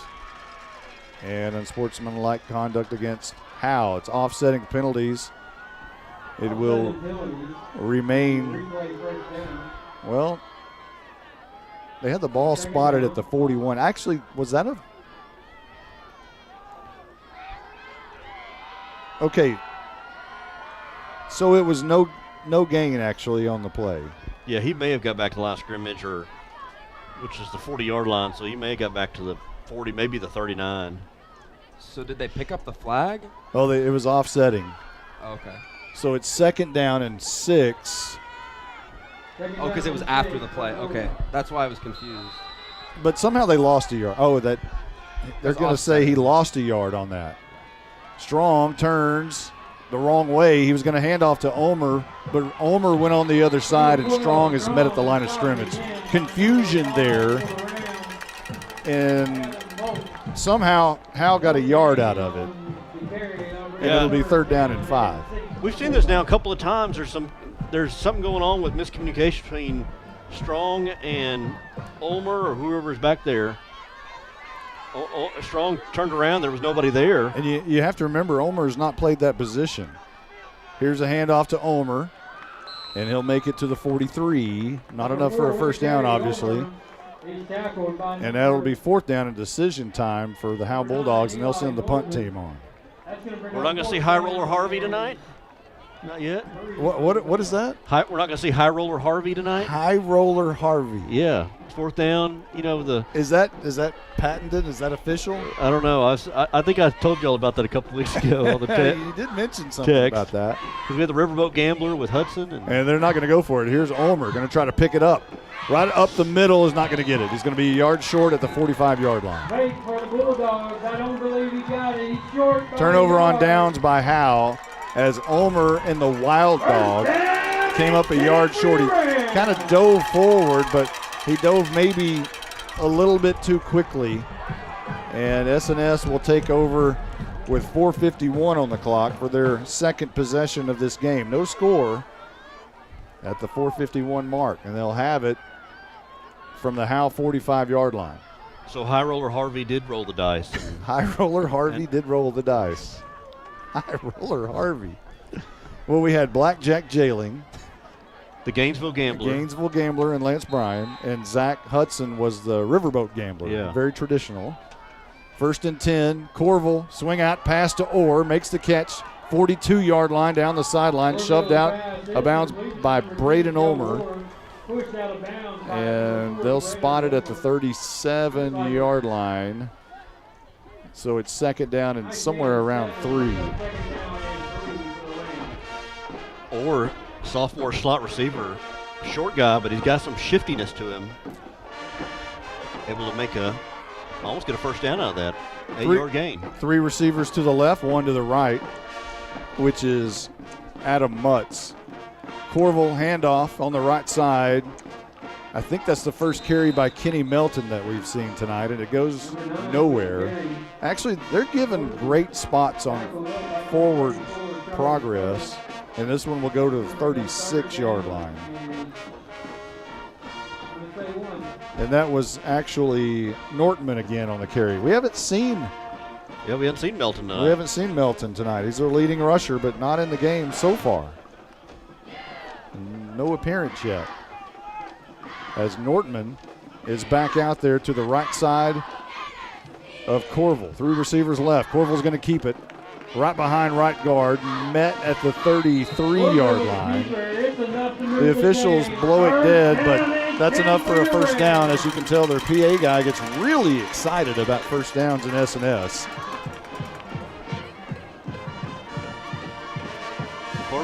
Corville just a quarterback keeper up the middle, just need a few yards to get the first down. They probably would have gone for it on 4th down anyways. But able to get it inside the 35-yard line and a fresh set of downs as the clock continues to tick here in the first quarter. 3:38 on the clock in the first, no score from Ram Stadium. Nortman stands to the left this time, and he'll get the carry over right guard. He's stood up, and a great tackle. Trying to find out who gets off the bottom of that pile, and it is Nortman again. It's Nortman. Tank Turner. Oh, I'm sorry, you're talking about for Howe. Yeah, Tank Turner stood him up and drug him back, just like he's patented so far this year. I'm not sure why we keep going mono. It has to be. Is it your mic cord, Jake? Something to do with your mic. It's something to do, but I can't figure out. Sometimes when I just spam the mute button, it'll stop. Well, there it goes. Okay. We're back on. 2:48 and rolling in the first quarter. Snap back to Corville. Looks right side, throws, fires, caught, and steps out of bounds. That's Mutz on the reception. It was Langford in coverage. And that'll stop the clock with 2:41 here in the first. Something's got to give here with this situation. Maybe it's my cord. It seems to be when you turn. Yeah? Maybe. I don't know. Huh. 2:41 on the clock. 3rd down and 1 for S&S. Corville in the gun. He's going to keep it himself up the middle, and he's hammered right at the line of scrimmage. Even with a really good spot, he would not get that. No gain, and it'll be 4th down and 1. Watch out here, defensive line, because I would imagine they're going to try to draw you offsides again. Alex Mejia in there. Christopher Torres playing middle linebacker. He lost a yard. Back to the 25-yard line. That's almost 4th and 2. Yeah, that's a pretty good chunk.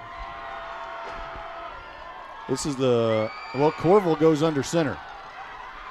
Turns, hands, met, ball's on the turf. Picked up on the far side.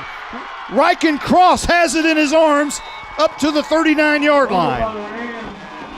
And Howe gets the fumble back that they gave up earlier. And it was Riken Cross. Johnny on the spot picked it up, took off running, and I thought for a moment that's not the guy S&S wants to have the football in their hands in open space. But he stumbled a little bit, and they were able to track him down for just a moment. So Howe will have the ball at their own 39-yard line. Had 3 running backs in the backfield, trying to have a power look and give it to the running back, and then just fumbled it. And I think it was Rogers came up with it, I thought. Swing pass from Strong to Ulmer down the sidelines, and he'll pick up 6, maybe 7-yard lines on a quick pass to the right side. On the far side, which is the Howe bench, they'll spot it at the 46-yard line. Just shy of midfield. Still trying to get Ulmer involved, whether it be on the ground or in the air. He's touched the ball almost every play. Just about. Man in motion, they fake it to Cross, and a handoff up the middle, and I think that was Rogers. And he's going to be close to a 1st down right at midfield. They're going to move the sticks. The Bulldogs do a lot of disguise there with the RPO and then a man in motion, faking the jet sweep, and then hand off to Rogers right in the middle. Have a pulling guard and able to pave away a little hole for him. He's had a lot bigger holes than he has had in the past on that offensive line. After this play, we'll check down with our Night Furniture sideline reporter, Malin Walker, as we're under a minute left here in the first quarter. No score. But Howe's at the midfield stripe, moving right to left. Handoff, no. Strong wants to throw it again. Slings it out. It's going to be caught. Slung down pretty quickly, though. No gain on the play. Let's talk with our Night Furniture sideline reporter, Malin Walker, as we near the end of the first quarter. What's it like down there? What are you seeing? Well, I'm seeing a lot of run game. They want to focus on getting their best runners the ball all the time, try to limit those interceptions that have been prevalent throughout this season, and try to make a change in their offense. All right, thank you, Malin. 22 seconds left as it ticks down towards the end of the first quarter. No score. Howe with a 2nd down and 10, moving right to left from midfield. Shotgun Strong. This time he is going to hand it to Cross on the jet sweep, trying to break away 30. Look out, 25. He's fast. 15, 10, 5. Kiss him goodbye. Touchdown time in Texas for Riken Cross. And they are on the board as the clock runs out for the first quarter. A jet sweep around that left side, and Cross put on the burners at about the 30-yard line. 50 yards. And Riken Cross has his first rushing touchdown of the season. Garcia steps it off. It's on the ground. The kick is up. Long enough. Looks good, and it is. Howe 7-0. We're at the end of the first quarter. We'll be right back right after this. This is 3-year starting kicker Jonathan Garcia. When I kick the ball, I don't need no stinking tea, but I will take a sweet tea at Sonic before, during, and after the game. When I kick on over to Sonic, they have great food and big smiles. Johnny, get your leg warmed up. I stay warmed up with Sonic's onion rings and tater tots, not to mention the great drink specials. Hey, Johnny, we need you to drill this one. Let's go. Bring your tea. Nah, Coach, I just finished it. It's not just good, it's Sonic good. Johnny Garcia bangs it through. No one wants to talk about losing a loved one. The grief that is put on your family is troublesome. Scoggins Funeral Home strives to make that most difficult time the easiest. We want your loved one to be sent off in the best way possible, with your wishes at heart. Call us at 903-482-5225 or visit our website at scogginsfuneralhome.com. 903-482-5225. Our location on Van Alstyne Parkway makes everything close for your needs. 903-482-5225. Scoggins Funeral Home. Everywhere we go on the road, we have our own little air conditioner, and it's almost freezing in here. It's pretty cool in here. It is cold in here. I'm not going to gripe because we're at home, and it's never like this. But we could kick it up just a little bit. It's 67 in here, which is nice to me. 7-0 Howe leads after the 50-yard jet sweep running touchdown by Riken Cross. Johnny Garcia on your Tech Wave kickoff, and he will bang it from the 40. And it's going to be caught at the 10-yard line. Coming up the middle of the field, now racing back towards the Howe bench, now breaking out of that tackle, slung backwards. He's moving backwards. He's moving backwards. This could be. The ball came out. The ball came out. Howe has recovered at their S&S 2-yard line? Yes. Stop it. I believe that was Gentry on the return, just kept going back and forth and got swung around, and finally the ball came loose. The Bulldogs were able to strip it from him, and Howe able to jump on it on the 2-yard line, knocking on the door for another score here within the last 10 seconds. Wow. Good pursuit by the special teams. My goodness. We'll ask and see if Malin, he saw who came up with that here in a moment. This is the Wild Dog. This is BU. This is a touchdown. Touchdown time in Texas. Back-to-back scores. 11:46 on the clock here in the second quarter. And it's 13-0 awaiting the Johnny Garcia PAT. All of a sudden. Started out kind of sloppy at first, but Bulldogs taking advantage of turnovers. Forcing one there on that kickoff. And able to punch it in right away. Snap is back. It's good. The kick is also very, very good. That was very pretty. 14-0, our new score at Ram Stadium. Howe on top. 11:46 left to go in the second quarter. We'll be back. Who's your local plumber? Brother Plumber. It's good to know someone local and someone you can trust when your home or office drops the ball. Mainline break, 15 yards. Brother Plumber is plumb professional and serves not only Howe, but also all of Grayson County. And you can save yourself 10% if you mention Go Bulldogs. Visit us online at brotherplumber.com. We'd love to help. Brother Plumber is one call away at 469-968-4487. Visit us online at brotherplumber.com. Remember, Go Bulldogs. Real estate is the key to building long-term wealth. Hi, I'm Dana Thornhill, a local Keller Williams realtor. If you're thinking about buying or selling a home, I can help you. Call the Llama Realty Group. Call 903-821-6890 and ask us about our complimentary services. Opportunities in North Texas are growing quickly, and the Llama Realty Group can help you with all your real estate needs. Just like here at the stadium, execution is the name of the game. The Llama Realty Group gets the job done. Call 903-821-6890 today. Each Keller Williams office is independently owned and operated. 14-0 Howe in the lead after the 2-yard touchdown by BU. The Tech Wave kickoff's in the air. Once again going to be, this is Orr going to pick it up at the 3-yard line.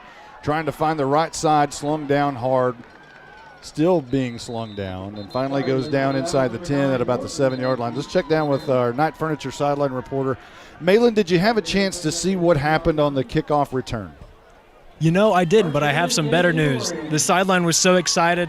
There were so many arms and legs jumping up and down. You know, that's even better than seeing what happened, in my opinion. Yeah, that's a pretty good visual. You can see the arms and legs jumping in the air. I've got some stories to tell you here. The hit roof and exterior first scoring drive recap for Howe was 4 plays, 61 yards. It took a minute 50 off the clock, capped off by a 50-yard touchdown by Riken Cross. That happened with 11:50 left to go in the second quarter. And then you had the big kickoff return fumble, which Howe got at the 2-yard line. And this hit roof and exterior scoring drive recap was very quick. 1 play, 2 yards, took 4 seconds off the clock. And that was a 2-yard touchdown by Braden Ulmer. And Howe leads 14-0 with the clock now at 11:36 as that kickoff apparently took 10 seconds. Well, I think there was a penalty, I'm assuming, on Howe because Howe's going to re-kick this.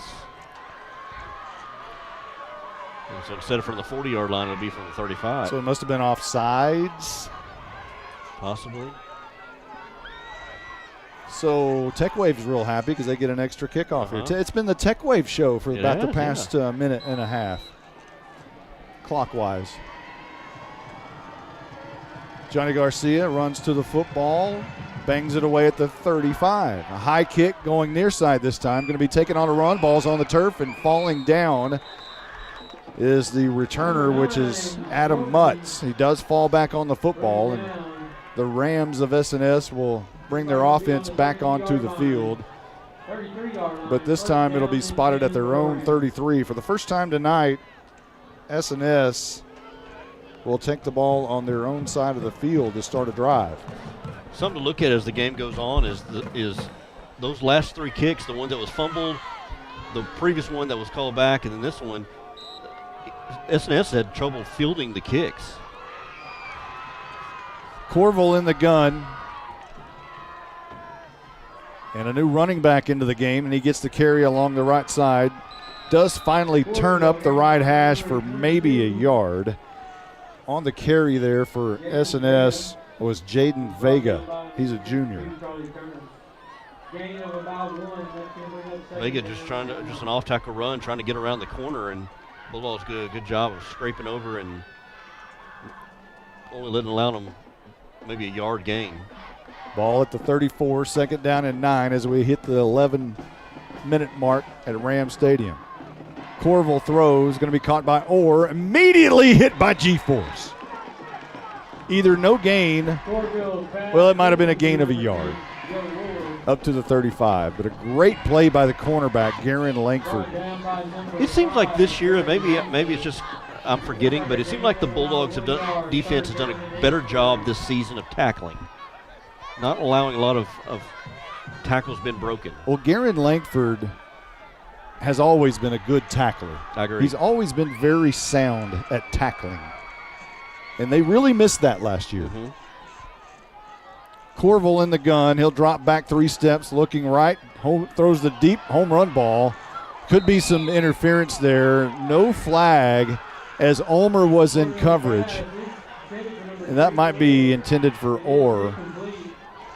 Hard for me to see across the field, but no flag. I thought Ulmer was going to get a yellow hanky there. There was a lot of pushing and shoving, and Corville had to get rid of that. He was feeling about 5 white shirts in the pocket starting to crumble. Had to throw it up for grabs maybe a little bit quicker than he wanted to. Do we see the punt time for the first time as it's 4th down and 8 and SNS at their own 35? But apparently we're not going to. And maybe, Corville will drop back to punt this one away. BU goes back, but this is a punt off the side of the foot of Corville. Bounces at midfield, goes backwards, and going to be stopped at the 45. Going to be killed by Orr, and Howe will have it on the SNS side of the field to start their next drive with 10:06 on the clock. What was that, maybe a 15-yard punt? It was 15 yards. Wow. So Bulldogs got a good opportunity here to kind of. Wait a minute, I was thinking a 10-yard it was like punt. 10, yeah. It's a 10-yard punt. Okay. The Bulldogs have a good opportunity here, up 2 touchdowns, ball on the SNS side of the field, to go up to really start taking control of this game early on and take all hope away from SNS. Strong, hands off to BU on the jet sweep, makes a cut, runs over a defender at the 37-yard line, and he'll go down there. Lowered the shoulder, ran right behind his shoulder pads. They'll spot it at the 39, actually. So a 6-yard gain for Ulmer as he's getting a lot of work tonight. Getting a lot of touches right through the ground and on the air. That time lined up at H-back and then got the handoff around the left side and lowered his shoulder and made someone pay for tackling him. He'll be at H-back again on this play. Here's a handoff to Rogers, quickly through the line, right behind Large Marge for a first down run at the 34-yard line. And Rogers may be a little bit quicker off the ball or out of the blocks than Ulmer. Ulmer's just more of a punisher. You got your basic scat back versus punisher. Yeah. 1st and 10. As another swing pass to Ulmer, this time on the left side, and this goes in and out of his hands. Incomplete, and 2nd down and 10 will come up. At some point, is he going to lose his legs? I mean, we're at 9:04 in the second quarter, and he's getting a lot of work early. He missed that pass there, and he kind of threw the ball back to the ref, upset with himself. He knew he should have caught that. It was a pass that was a little bit high, but definitely catchable. It was an easy 6-7 yards if he'd have caught it. Here's a handoff to Ulmer, right up the middle, runs over a defender, still moving his feet to the 27-yard line. Not enough for a first, but enough for 7 to set up an interesting 3rd and short, 3rd and 3. And throughout the year, this is where the Bulldogs have gone wild dog, but they're not going to do that here. Ulmer will be behind Strong in pistol look. 2 receivers right, 1 left, as Langford split out wide to the left. Man goes in motion as Mejia. Michael Weimer he either fell down or was pushed down. False start against Howe. Weimer just fell out. I guess he just fell down backwards. I don't know what happened there. If he was getting ready to go back into pass blocking. I don't know that I've ever seen that. But he just fell back on his bottom. Like he lost his balance and just fell backwards. That's what I'm saying. I wonder if he was getting ready to start backpedaling. So that moves the ball back from the 27 to the 32. And that changes everything. Strong throws over the middle, going to be caught. McNutt makes the catch, not enough for a first down, but it's going to set up another high roller Harvey situation, I think. That may be a first down, actually. There's a flag. McNutt went down at the 24-yard line, which would have been enough for a first. But they're not moving the sticks. And McNutt's kind of gimpy as he goes to the sidelines. When it caught that pass. And that was a good bullet thrown to McNutt. Nobody in the middle of the field. Yeah, McNutt goes down to a knee on the sideline over there. And I see a personal foul against the Bulldogs. Well, that doesn't help anything. So that'll be 15 yards. Coach Harvey's come out to the numbers to get an explanation.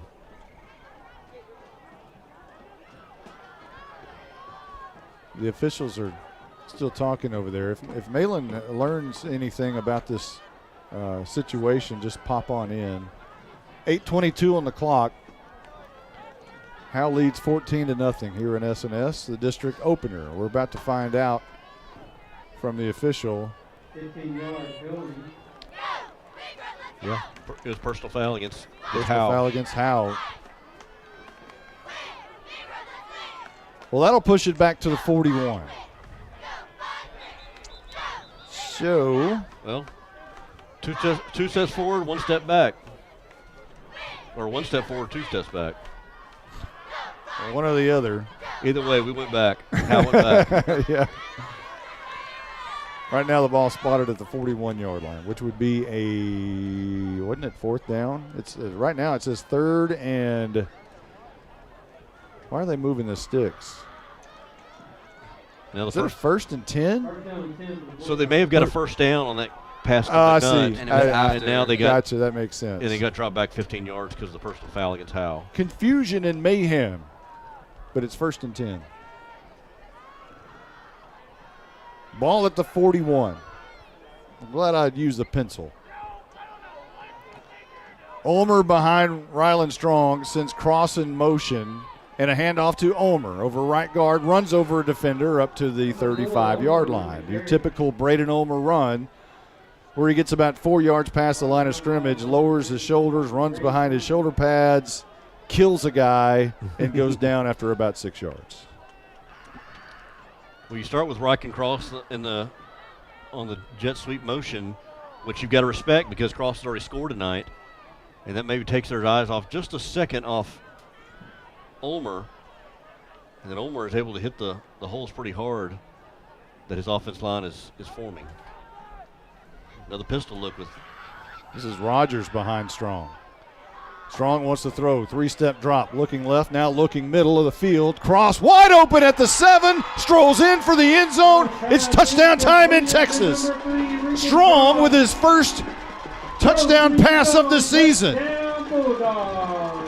And he hits fellow sophomore Riken Cross to make it 20-0, awaiting this PAT with 7:12 left to go in the second quarter. Great protection by that offensive line, great pocket, beautiful throw by Strong. Ryland to Riker. First touchdown of the season. Riken. Ryland to Riken. Riken. Yes, okay. Here's the PAT. It's up and it's true. 21-0. Howe in the lead with 7:12 left to go in the second. We'll be right back. Here's some things to never mess with if you're not a trained professional. Caging a bulldog. Removing copperheads. And electricity. Don't get shocked. Call Rapid Electric. Rapid Electric is here for all your electrical needs. Just like you wouldn't try to become a pro boxer or president. Not a joke. You need a pro to keep your electricity humming. Don't get shocked. Rapid Electric serves the Grayson County area. Call them at 903-421-8100. At Independent Financial, supporting our community is at the heart of what we do, which is why we are pleased to support the Howe Bulldogs. Investing in others and helping our neighbors thrive is what we do, and our friendly, knowledgeable banking team is rooting for you in your financial success. Whether you're saving for college, planning for your family's future, or working to grow your business, we'd love to help you accomplish your goals. Come see us at our location on South Denny or visit us at ifinancial.com. Go Bulldogs! We're cheering for a winning season. Member FDIC. 7:12 on the clock here in the second, and Howe has gone up 21-0 at S&S as Johnny Garcia will stand at in between his 30 and 31. Jogs to the football for your Tech Wave kickoff, which is in the air. It's a high kick going very deep.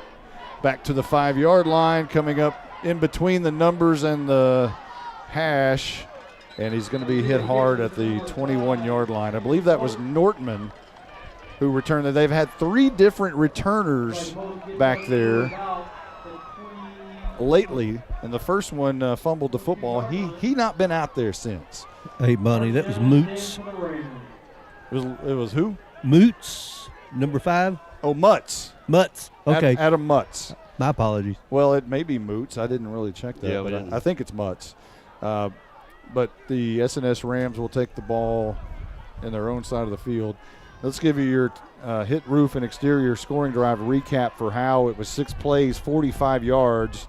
Took 2 minutes and 54 seconds off the clock.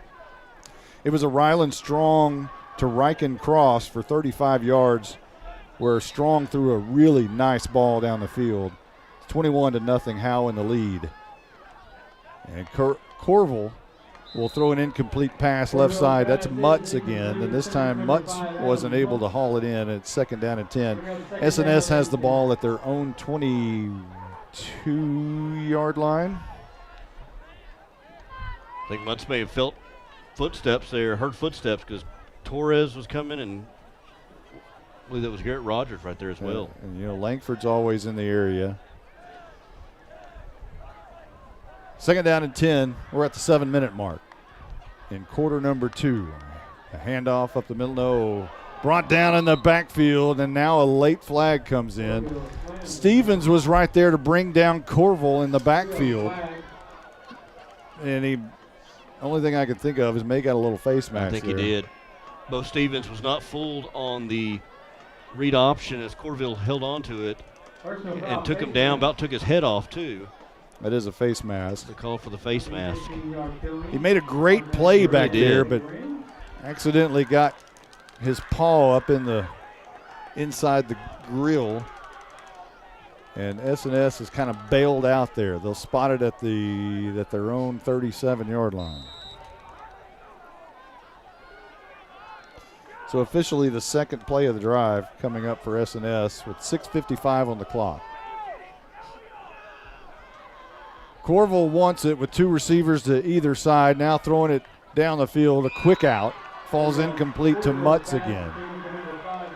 And it'll be 2nd down and 10. As Mutz unable to hang on to the last two passes thrown his way. And I tell you what, when Corville got rid of that, Alex Mejia just shoved into the back, shoved into the ground hard, made Corville remember that hit. Braden Ulmer on the field on defense, playing safety here, so he's not catching a break at all. He's not. 2nd down and 10. Corville is going to hand off up the middle, and a big gaping hole there. Ulmer's going to make the tackle. The ball is loose, but I think the Rams were able to recover it at the 46-yard line. Not enough for a first down, but I believe Nortman was the ball carrier who coughed it up. And it will be 3rd down and short, maybe a yard from the 46-yard line. Pretty good size hole in that draw to Nortman. And was almost able to, when he got tackled, almost going to roll his way over into the first down, but then lost the ball. Not sure what. It sounds like we have a hurricane, Helena, coming through here. 3rd down and short. Corville's going to keep it himself up the middle. Slammed hard by Tank Turner, driven backwards. Tank Turner wrapped him up, took him behind the woodshed. 4th down. I saw Corville coming through. I said he's about to get a first down, and then all of a sudden he got swallowed up by number 62. And Turner, along with Stevens there to finish him off, threw him down the ground rudely. That's a 5-yard loss on a quarterback sneak. Mm-hmm. My goodness. Yeah, how do you do that? He kept straight ahead, and I guess because he was in shotgun, but Turner got off the ball so fast and beat his blocker, whipped his blocker. It's almost like he was untouched. May have timed that snap count. The officials are talking here. They may have the same question. How do you lose 5 yards on a? And they grab the ball. Here they go. Yeah, they're going to respot the ball. Yeah, they're going to spot it at the 45. Go ahead, Mr. Brass. I was just going to say, I don't know how that they were going to spot it that far back, because he did make it basically to the line of scrimmage. Yeah. Well, they almost got away with it. Yeah. If it weren't for those meddling kids. So instead of a 5-yard loss, it's about a 1-yard loss. 5:31 on the clock. It's rolling, and it's 4th down and 2. Corville in the gun, and now SNS calls a timeout. We'll take one, too. I don't think we've had very many. Not many. 21-0, Howe in the lead. We'll be right back. This is more than a bundle. This is way more than a combo deal. It's your sanctuary, your home field. It's where everything happens. This is your home, your car, your memories. And you want to be sure they're protected with home and auto insurance. As your State Farm agent, I get it. That's why I'm here to help life go right. My name is Ed Meacham, and I'm your Howe State Farm agent. Give me a call at 903-892-3923 or on the web at MrRedInsurance.com. So hot up here. Roger must think he's preaching a hellfire Sunday sermon. I know. He won't ever turn the air on. Monty, who recovered that fumble? The only name that comes to mind is Lucifer. Charles Furr? Got it. Baker Air Conditioning and Heating has been in Howe for over 50 years. They've been in business that long because they're just good people. If you've been told you need expensive repairs, get a second opinion with Baker Air Conditioning and Heating. Call 903-532-6255. Fifth quarter tonight is going to be a hot one. I bet. Jake Roberts, your mother is texting me. Doesn't she know that I've got something going on tonight? I would imagine. I would imagine she knew that. I'm just messing around. It's 4th down and 2. 5:19 on the clock here in the second quarter. Big play here early for SNS if they want to hang around in this thing, it appears. And now Corville will go back to punt this one away. This one's going to be much better than the 10-yarder he had moments ago. It does bounce at the 23-yard line and take a good SNS hop down to the 15. And Howe will start deep in their own territory on this next possession with 5:08 on the clock. Well, this offense seemed like it started to get cooking. Scored on the last 2 drives, last 2 possessions. Of course, one of those was from 2 yards out, but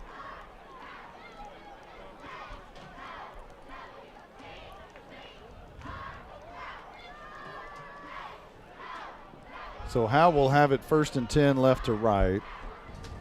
Moving left to right. I said that right? Right? Right. Who got the kickoff? Was it S&S? The opening kickoff? SNS deferred. They deferred. Okay, so Howe got it. 2 receivers to either side for Howe. Did I say they're moving left to right? You did say that. Man in motion is Garrett Rogers. As Strong in the gun is going to keep it himself, trying to bounce it out to the right side, being chased down, nowhere to go. Slung down hard inside the 10. It's going to be a pretty significant loss for the boys in white. That of about 7 or 8 yards to the 9-yard line. Have a read option trying to go on the outside, and he just could not get around the corner. They'll actually spot it at the 10. Yeah, Hunter Corville and Brighton McNabb chased him down and lost quite a bit on that. Lost, 7, 8 yards on that? 6 yards. I thought it was more than that. But he did get a good spot. Hand off to the left side is Ulmer. Breaks out of a tackle. I thought the ball might have came out, but it did not. And Ulmer will get 4 yards to the 14-yard line. Ulmer got that hand off, and he had his hand right on the backside of Will Ingram, Large Marge, just kind of pushing him away, just kind of helping him lead the way. And led him back to almost the line of scrimmage. Langford will go split out wide to the left. Ulmer in the slot that way. Cross in the slot near side, and Malachi Daly will be split out wide to the right. The right side of the offense. Man in motion goes Ulmer. And Strong's going to keep it on the weak side. Makes a man miss, spins out of a tackle. Actually, he didn't spin, he just lunged forward. And close to a first down on the big run. He needed 13, probably got 12 right there. Up to the 25-yard line. More of that, please. But it's 4th down and a yard short, and it'll be punt time, which it appears that it may be. Wild Dog? No way. From their own 25-yard line? Ulmer. A lot of confidence in the Wild Dog on 4th and 1. Left side has the first down and more. Look out, he could go. Midfield. 45, 40, 35, 30, 25. Kiss him goodbye. It is touchdown time in Texas. 75 yards for Braden Ulmer on 4th and 1. Quit it. The defense was expecting, they knew it was coming. Ulmer hit the hole, put his foot in the ground, went to the right side, and there was nobody in the stadium going to catch him. Ulmer with some long runs these last 2 games. I say 95 and 75. Wow. 3:28 on the clock, and Howe's up 27-0. Ball's on the tee. Well, there is no tee. It's on the turf, and the kick is good. 28-0. Howe in the lead with 3:28 left to go in quarter number 2. We'll be back after this. Got hail? Get Hit. Help your home and your community at the same time. Hit Roof and Exteriors has been on the job locally since 2012. Hail damage, wind damage, roof leaks, exterior paint and siding, replace it or repair it, we've got you covered. Hit Roof and Exteriors has been building solid roofs all across North Texas for over 11 years. We will work with your insurance company or your budget to get your home happy again. For a free estimate or inspection, call 972-977-1523. Hit Roof and Exteriors. Got hail? Get hit. At Grayson Cullen Electric Cooperative, GCEC, we have been around for over 80 years and are governed by 7 principles: open and voluntary membership, democratic member control, members' economic participation, autonomy and independence, education, training, and information, cooperation among cooperatives, and concern for community. One of our communities is Howe, Texas, and GCEC is proud to support the Howe Bulldogs. Back for your Rams again is number 5, Howe. Garcia ready for the Tech Wave kickoff with 3:28 on the clock in the second quarter. Howe up 28-0 on another spectacular long BU run. Here's the kick. Going to go to one of the Rams again in the far side. He'll bring it up to the 25-yard line. And on the return is Mutz again. Your hit roof and exterior scoring drive recap for Howe. 4 plays, 84 yards. Took a minute 40 off the clock. It was a 75-yard touchdown by Braden Ulmer on 4th and 1 from their own 25-yard line. And he breaks free, and it's 28-0 Howe with 3:21 now on the clock. And that was his 10th rushing touchdown of the season. Got 9 earlier and 10 now. 10 rushing touchdowns through 5 games. And this game's not over yet. Well, this game's not halfway over yet. And Ulmer's having to come off for some reason. I don't know. He runs off on his own will. It doesn't look like an injury. It looks like a uniform. Yeah, it looks like something's uniform. I was about to say. No, I don't think it was injury. Anybody in the Howe area and anyone on the Howe bus that has a medical license, we're all looking after Ulmer. Timeout on the field. We'll take 1-2. We'll be back in 60 seconds. Anchors with a Z Boat and RV Storage is located 1 mile off of U.S. Highway 75 in Howe, Texas. Anchors Boat and RV Storage is proud to bring personal, small-town customer service to the growing area of North Texas. With both open and covered parking available, locally owned and operated, members of the Howe Area Chamber of Commerce and the Texas Self-Storage Association. Anchors Boat and RV Storage has 20 amp power available and is manager-occupied at 311 Old Highway 6 in Howe.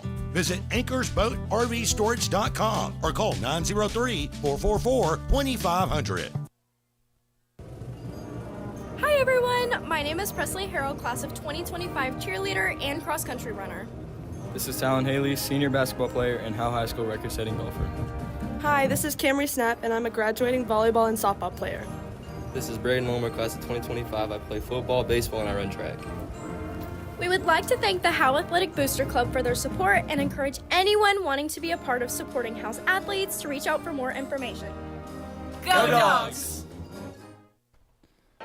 A big thank you to the referee, Bob Clark, there for the 60-second timeout. Perfecto. Corville, swing pass out. Look out, that's Orr, makes the catch, and he's going to be driven out of bounds by Malachi Daly. Actually, that's not Malachi Daly. That is Chris Torres. Who runs him out of bounds. I got to move one of these. Something here is. There we go. I've got a loose wire. My wife always says that, but in more ways than one. It must be true. All right, there we go. Now it's working. At least I have the wires. There it goes again. Well, for a moment it was good. My goodness, what is going on with this? Here's a quarterback keeper up the middle for a first down as Corville goes straight up over center to the 40-yard line. But it's enough to move the chain. First down and 10 for your Rams. Corville, good job on adjusting. He got the snap, kind of fumbled it for a second on his left hip. Able to keep it and still get the first down, get yardage out of it.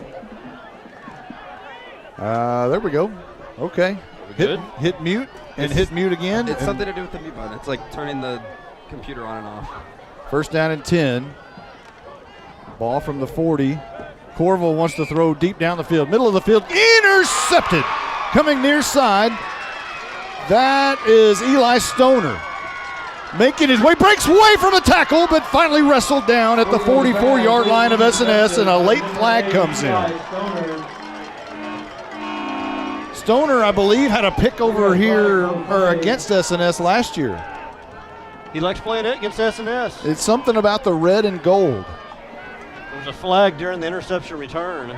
It was at the end of the return after Stoner was finally trapped. Stoner did a good job playing center field. Corville overshot his receiver. Look, it's going to go against Howe. But he was, you're right. He was playing center field. He was wide open. Mm-hmm. Yeah. He isn't Stoner, not the receiver. Right. So the ball will be spotted. Way on back. This is going to be a big one. They said helmet. Let's see. That's helmet to helmet, I think. I believe so. Where they hit the fists together. Well, I wonder who that was on. the umpire, Reginald Albert, went for a long walk right there and brought it back to the 34-yard line. So Howe will start there with 1:51 remaining in the half. So good news they got the interception stand. Bad news the return didn't count. Strong's going to keep it around the left edge. He's got 10 at least, and maybe 11, at least enough for a first down. Now a late flag comes down.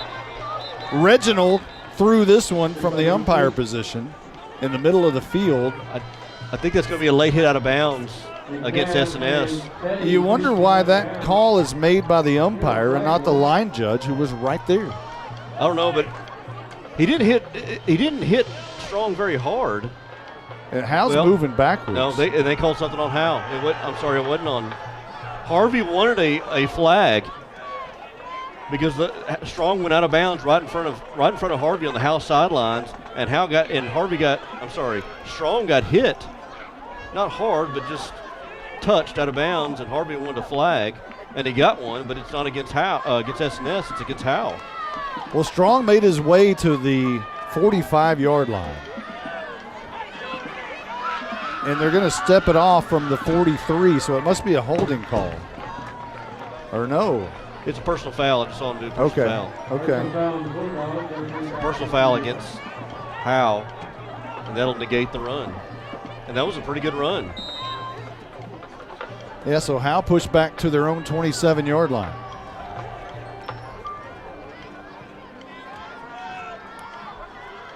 So Howe has 3 scores tonight. Let's check down with our Night Furniture sideline reporter, Malin Walker. What do you got for us? Well, from my perspective, it also looked like a late hit maybe, but the coaches are furious. There's just an air of confusion on the field, really, even now. And now another flag is on the field. This is going to be delay of game against Howe, and the wheels are starting to come off. Coach Graham came out too. The numbers upset somebody, maybe one of his players, not necessarily the officials, but he's upset about something. They just waved the flag off. I saw the ref. Well, it was clearly a delay. Well, I thought it was. When I looked, the clock was at 0, but maybe not. Handoff to Garrett Rogers. Shot out of a cannon over the left side, but met hard at the 32-yard line. They'll give him another one to the 33. So that officially is the first play of the drive. That's the first play of the drive. Yeah. The penalty. And then a 6-yard run by Rogers. And he stays in the game at tailback. Rogers having one of his best rushing games of the season so far. Left to right goes Howe as Langford split out wide to the near side. Strong looks down the field, wants to throw. Home run ball, cross, wide open. 35, he's gone. You're not going to catch him. It's touchdown time in Texas. 67 yards and another strike from Strong to Cross, sophomore to sophomore, and it's 34-0. Perfect pass by Ryland Strong.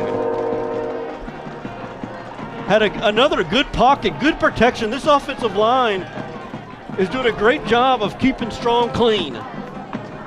And he lays a perfect pass into Cross. Cross with his 3rd touchdown of the night, 2nd receiving.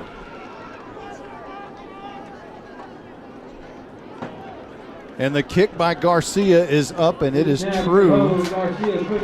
35-0. Did you see this coming?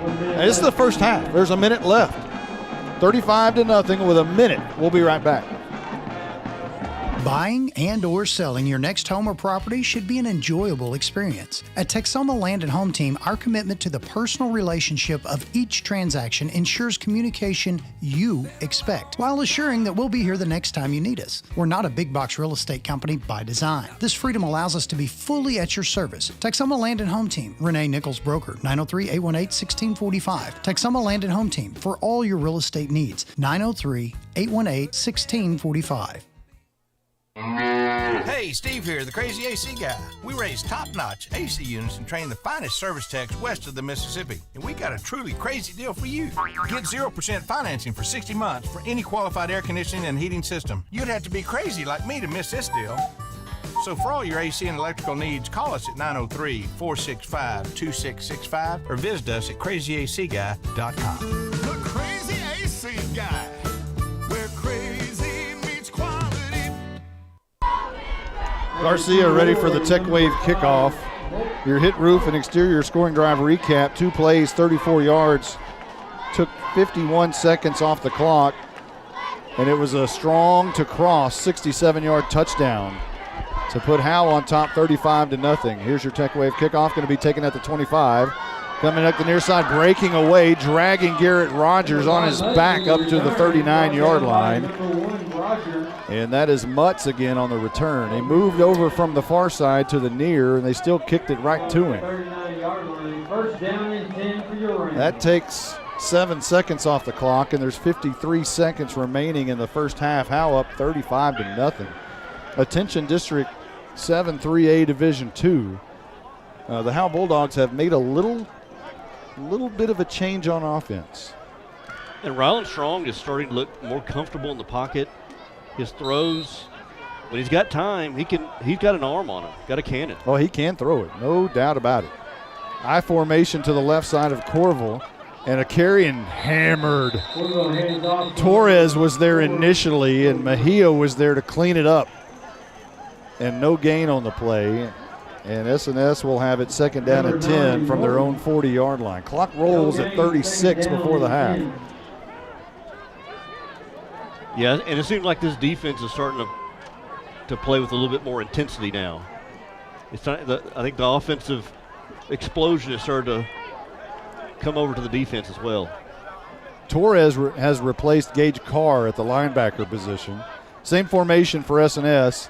And another handoff, and gingerly stepping his way up to the line of scrimmage, or near the line of scrimmage after the handoff is Mutz, I think. No, it's not Mutz, that's Nortman. And he didn't want much of that. He does gain up to the 2 yards, up to the 42, but that's the end of the first half. And it's been all Howe. Howe has really needed a game where they get up and then put their foot on somebody's throat and don't let up. That's what this football game appears to have the chance to be. Up 35-0. The Bulldogs don't want to be complacent in the second half, Justin. Absolutely not. They've come out, and it seems like each drive they're running stronger. They're getting more comfortable in their offense. Their defense is starting to play with their hair on fire. I mean, S&S has struggled this year. They're 0-4 coming this season, but they're doing Howe's doing exactly what they should do. As you said, put their foot on the throat. Now they're just going to keep their pedal to the metal here in the second half and close this out and get their first district win. Welcome to the Baker Air Conditioning and Heating halftime show. We've got a good one for you. When we come back from our Lady Bulldog Spotlight and our Bandsman of the Week, we'll do stats, we'll do highlights, and we'll recap the first half for you. So hang with us, and we'll see you on the backside. This is Roger Tidwell, the PA dude here at Bulldog Stadium. The radio guys and I always fight over how hot and cold it is up here in the press box. But if the AC ever quit working, not only would Walker finally shut his trap, he would call Baker Air Conditioning and Heating. Baker Air Conditioning and Heating has been in Howe for over 50 years. They've been in business that long because they're just good people. Call 903-532-6255. That's 903-532-6255. Shut up, Monty. You might know that State Farm agent Corey Hernandez has great service. Corey is your good neighbor after all. But did you know State Farm has surprisingly great rates too? That's right. State Farm agent Corey Hernandez is here to help you select the right protection at the right price. Corey will make sure you understand your State Farm coverages so you'll know what to expect if the unexpected happens. Call State Farm agent Corey Hernandez at 903-893-8400 or visit insurancequotetexoma.com. When you want the real deal, like a good neighbor, State Farm is there. Buying and or selling your next home or property should be an enjoyable experience. At Texoma Land and Home Team, our commitment to the personal relationship of each transaction ensures communication you expect, while assuring that we'll be here the next time you need us. We're not a big box real estate company by design. This freedom allows us to be fully at your service. Texoma Land and Home Team, Renee Nichols Broker, 903-818-1645. Texoma Land and Home Team, for all your real estate needs, 903-818-1645. All In Custom Gutters and Christmas Lights is proud to sponsor the pride of Howe High School's Bandsman of the Week. Your hometown Bulldog alumni owned and operated business is here for all your seamless gutter and outdoor Christmas lights needs. Give them a call at 903-819-9183 and let them make your house shine really bright this Christmas. All In Custom Gutters and Christmas Lights. Give them a call at 903-819-9183. All In Custom Gutters and Christmas Lights. You're listening to the Baker Air Conditioning and Heating Halftime Show. Today's Bandsman of the Week is brought to you by All In Custom Gutters and Christmas Lights, a firefighter family-owned business. Call them at 903-819-9183. Now let's join Monty Walker with this week's Bandsman of the Week.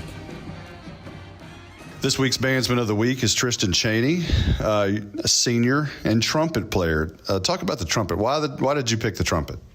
I picked the trumpet because I had seen a lot of DCI and marching shows for professionals, and trumpets always got the really cool solos and got to have the higher notes and stand out. So DCI, what is that? DCI is Drum Corps International. They're like the professional. They play around the world competing against each other. This is your second year at Howe High School. Came from Anna. How different is Howe High School from Anna High School? It's definitely a lot smaller. It's a lot closer, more personal interactions with teachers, one-on-one assistants and stuff. So you went to school here in kindergarten, I hear. Do you remember anything about kindergarten at Howe at all? Not really. I remember playing games, waiting for the bus a lot. I remember doing that. So you're all-region band. Talk about that. Well, what's the process of being qualified and named for all-region? So for all-region, they give out all of the same piece to all of the trumpets across the entire state, and they compete in their own regions, which I don't know what region we are. But we play it off all together at one competition, and they judge us based on whatever. And if you get the top 3, I believe, you go move on to area, and then you try out again, do more. Top 3 again, you go to state, you compete in the all-state band, best in the state. What's your hardest class here at Howe High School right now? I would probably say economics with Coach Forsyth. He's a different character, isn't he? Yeah, it's different. All right, let's take a quick time out. We'll be back in 30 seconds. We're talking to Tristan Cheney. All In Custom Gutters and Christmas Lights is proud to sponsor the pride of Howe High School's Bandsman of the Week. Your hometown Bulldog alumni owned and operated business is here for all your seamless gutter and outdoor Christmas lights needs. Give them a call at 903-819-9183 and let them make your house shine really bright this Christmas. All In Custom Gutters and Christmas Lights. Give them a call at 903-819-9183. All In Custom Gutters and Christmas Lights. All right, we're here with Tristan Cheney, your Bandsman of the Week. Who's your favorite teacher right now? Miss Liss. And what is it about Miss Liss that makes her your favorite? She's a lot more approachable. She can relate. She helps the students. She's not afraid to get in there and get on to you for stuff that needs to be done, and she'll go great lengths, farther than most teachers I've met. So I've heard she's had to make some people run. I mean, that's like coach kind of stuff. Are you one of the ones that had to run? I don't think I've had to run yet. I mean, marching band's a sport. In most sports, they'll make you run for punishments. So you did flags in Anna as well as band. One would think Anna would be a much bigger band than Howe. Is that the case? Not so much. Howe has a really nice big band, especially for being a 3A. So tell us about the show. 50th year for the Howe band program. I hear it's a celebration. Let's talk about that. What's the show like? The show's really fun. We get to play a lot of really popular songs. Might recognize a few of them. Celebration, Katy Perry. It's very firework themed, bright, showy, lots of flowy visuals, and we get to run around the field and stuff. What's life like that you're envisioning after Howe High School? I'm not quite sure yet. I've considered going into the Air Force. I've had several people reach out, try to recruit me into that. I've had interviews for UNT to go into music, become a teacher. I've considered that a lot. And I had a friend of mine, their cousin, has a truck driver, and they wanted me to interview for that too. I'm not sure yet, though. All right, that's Tristan Cheney, your Bandsman of the Week. Today's Bandsman of the Week is brought to you by All In Custom Gutters and Christmas Lights, a firefighter family-owned business. Call them at 903-819-9183. You're listening to the All Baker In Air Custom Gutters and Conditioning Christmas Heating Lights is proud to Halftime sponsor Show. the pride of Howe High School's Bandsman of the Week. Your hometown Bulldog alumni-owned and operated business is here for all your seamless gutter and outdoor Christmas lights needs. Give them a call at 903-819-9183 and let them make your house shine really bright this Christmas. All In Custom Gutters and Christmas Lights. Give them a call at 903-819-9183. All In Custom Gutters and Christmas Lights. This is Roger Tidwell, the PA dude here at Bulldog Stadium. The radio guys and I always fight over how hot and cold it is up here in the press box. But if the AC ever quit working, not only would Walker finally shut his trap, he would call Baker Air Conditioning and Heating. Baker Air Conditioning and Heating has been in Howe for over 50 years. They've been in business that long because they're just good people. Call 903-532-6255. That's 903-532-6255. Shut up, Monty. Real estate is the key to building long-term wealth. Hi, I'm Dana Thornhill, a local Keller Williams realtor. If you're thinking about buying or selling a home, I can help you. Call the Llama Realty Group. Call 903-821-6890 and ask us about our complimentary services. Opportunities in North Texas are growing quickly, and the Llama Realty Group can help you with all your real estate needs. Just like here at the stadium, execution is the name of the game. The Llama Realty Group gets the job done. Call 903-821-6890 today. Each Keller Williams office is independently owned and operated. Buying and or selling your next home or property should be an enjoyable experience. At Texoma Land and Home Team, our commitment to the personal relationship of each transaction ensures communication you expect, while assuring that we'll be here the next time you need us. We're not a big box real estate company by design. This freedom allows us to be fully at your service. Texoma Land and Home Team, Renee Nichols Broker, 903-818-1645. Texoma Land and Home Team, for all your real estate needs, 903-818-1645. You're listening to the Baker Air Conditioning and Heating Halftime Show. Let's join Monty Walker with the Anchors Boat and RV Storage Lady Bulldog Spotlight. This week's Lady Bulldog Spotlight is Presley Shockey. Now, your mother, who I knew as Amy Campbell, I went K through 12 with your mom. So that's how old we're getting, by the way. She was a fantastic athlete for the Howe Lady Bulldogs. Does she ever talk about her old days? Sometimes she does, but not really. Did she ever show you videos or anything like that? Yes, I've seen a couple. Well, you need to ask her about playing basketball at Mr. J's house sometime. Just remember that. All right.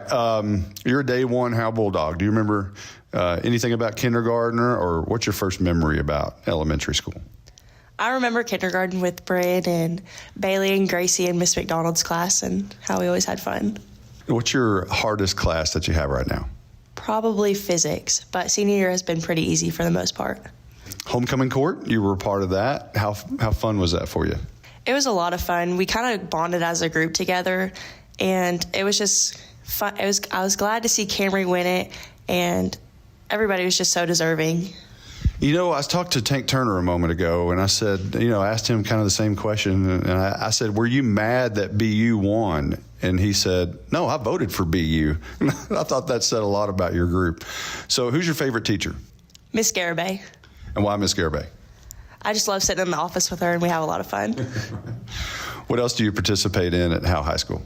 I play volleyball and basketball, and I'm in NHS and student council. All right, we're going to take a quick timeout. We'll be back in 30 seconds. Anchors with a Z Boat and RV Storage is located 1 mile off of U.S. Highway 75 in Howe, Texas. Anchors Boat and RV Storage is proud to bring personal, small-town customer service to the growing area of North Texas. With both open and covered parking available, locally owned and operated, members of the Howe Area Chamber of Commerce and the Texas Self-Storage Association. Anchors Boat and RV Storage has 20 amp power available and is manager occupied at 311 Old Highway 6 in Howe.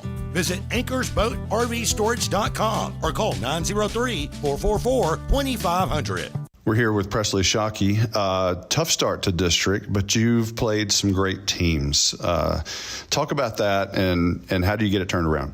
First, we need to finish the first round, take care of S&S and Leonard, who we have to beat to go to playoffs, and then come back and hopefully split with Blue Ridge and Pottsboro so we can secure a spot for playoffs. With everything you're involved with at Howe, how do you stay organized? My computer. Just put it on the organizer. All right. Basketball. You've got a new coach. When do you start thinking about basketball? I really never stop. I played a lot of summer ball, and it's just a lot of mental right now. I just need to get in the gym and shoot before season starts so I can be prepared and one step ahead. Have you thought about the team and maybe goals or such? A new coach, talk about that. Coach Forkiller is great. I really like her a lot. I think she brings a positive look, and she has big goals for us. We've gone to playoffs the last 2 years, but we really need to get a win in the by-district round. Now, one thing I didn't have on the list to ask you, I've been meaning to ask you this. So Kendall is gone, and all that she brought and leadership and stuff. What kind of, you're kind of thrust into that role as being the leader. What kind of leader are you? Are you the quiet type? Or are you the demonstrative? Are you the yeller? What kind of leader are you? I've kind of found in volleyball that I'm a yeller, but I don't think I get too bad. But we have 3 returners from last year, so a lot of us just have to step up and be there for a lot of the incoming people who haven't. Varsity is a big change, and so it's a lot different, and just be there for help support. Talk about Coach Switzler, your volleyball coach. What kind of coach is she? She's a yeller too, but she's also very encouraging. She'll never get down on us, and she always says something positive that we've done, so it's not really like she's just pounding on you the whole time. Life after Howe High School for Presley Shockey, what's that look like? I want to go to college, but I'm not sure where yet, and I want to major in business and then later go into law school. All right, that's your Lady Bulldog Spotlight, Presley Shockey. Tonight's Lady Bulldog Spotlight has been brought to you by Anchors Boat and RV Storage. You're listening to the Baker Air Conditioning and Heating Halftime Show. This is more than a bundle. This is way more than a combo deal. It's your sanctuary, your home field. It's where everything happens. This is your home, your car, your memories. And you want to be sure they're protected with home and auto insurance. As your State Farm agent, I get it. That's why I'm here to help life go right. My name is Ed Meacham, and I'm your Howe State Farm agent. Give me a call at 903-892-3923 or on the web at mredinsurance.com. Buying and or selling your next home or property should be an enjoyable experience. At Texoma Land and Home Team, our commitment to the personal relationship of each transaction ensures communication you expect, while assuring that we'll be here the next time you need us. We're not a big box real estate company by design. This freedom allows us to be fully at your service. Texoma Land and Home Team, Renee Nichols Broker, 903-818-1645. Texoma Land and Home Team, for all your real estate needs, 903-818-1645.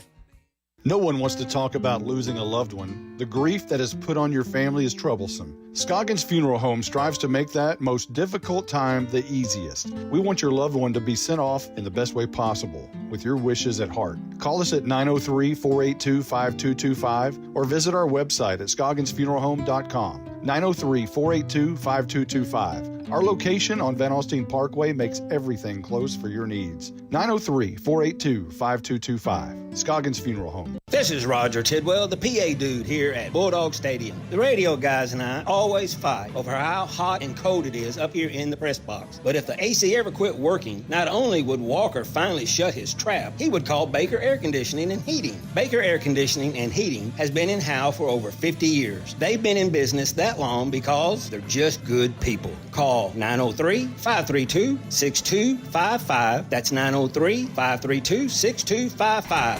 Shut up, Monty. You're listening to the Baker Air Conditioning and Heating Halftime Show. Now let's go back to the stadium with Caroline Slauson, Justin White, Jake Roberts, and Monty Walker. Welcome back. We're at the half where Howe hasn't scored since the halftime began. It's still 35-0. We are, looks like one of the bands has performed. So let's go over the highlights for this first half. You want to kill the crowd mic. Tell you what, I think I can reach it. There we go. Now let's go over at least turn it down. Okay. Howe started the football game with the ball first because S&S won the coin toss and they deferred. And Howe's first possession ended on a Braden Ulmer fumble after about 21 yards. And then S&S took the ball with 9:41 on the clock in the first and turned it over on downs back to Howe, who took it at the 25-yard line. They turned it over on downs. So nothing was going early on. And then with 4:51 on the clock, S&S started at the Howe 45-yard line. They drove 6 plays, and it ended very badly for them. This is Corville goes under center. Turns, hands, met, ball's on the turf. Picked up on the far side. Riken Cross has it in his arms up to the 39-yard line. Man, I just now realized Riken Cross have a game, son. So 4 plays into the next drive that Howe got because of the Riken Cross fumble recovery. They drove 4 plays, 61 yards, took a minute and 50 off the clock and scored on this Riken Cross run. Midfield, shotgun strong. This time he is going to hand it to Cross on the jet sweep, trying to break away 30. Look out, 25. He's fast. 15, 10, 5. Kiss him goodbye. Touchdown time in Texas for Riken Cross. And so that brought up the next kickoff by Johnny Garcia, and another bad moment for S&S. Johnny Garcia on your Tech Wave kickoff, and he will bang it from the 40. And it's going to be caught at the 10-yard line. Coming up the middle of the field, now racing back towards the Howe bench, now breaking out of that tackle, slung backwards. He's moving backwards. He's moving backwards. This could be. The ball came out. Howe has recovered at the S&S 2-yard line? Yes. Stop it! And then moments later, they lined up in Wild Dog from the 2-yard line, and guess who? This is the Wild Dog. This is BU. This is a touchdown. Touchdown. Time in Texas. 1 play, 2 yards, took 4 seconds off the clock, and Howe had a 14-0 lead. Gave it back to S&S, who punted for 10 yards. It was a 10-yard punt by Corville. And then Howe took it at the 10:06 mark from the S&S 45-yard line, and Ryland Strong threw his first touchdown pass of the year.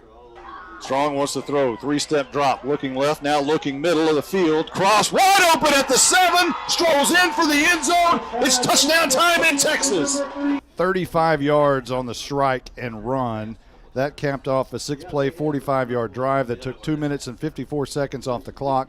Howe went on top 21-0 at that point with 7:12 left to go in the second quarter. S&S got the ball back at their own 22-yard line and were forced to punt.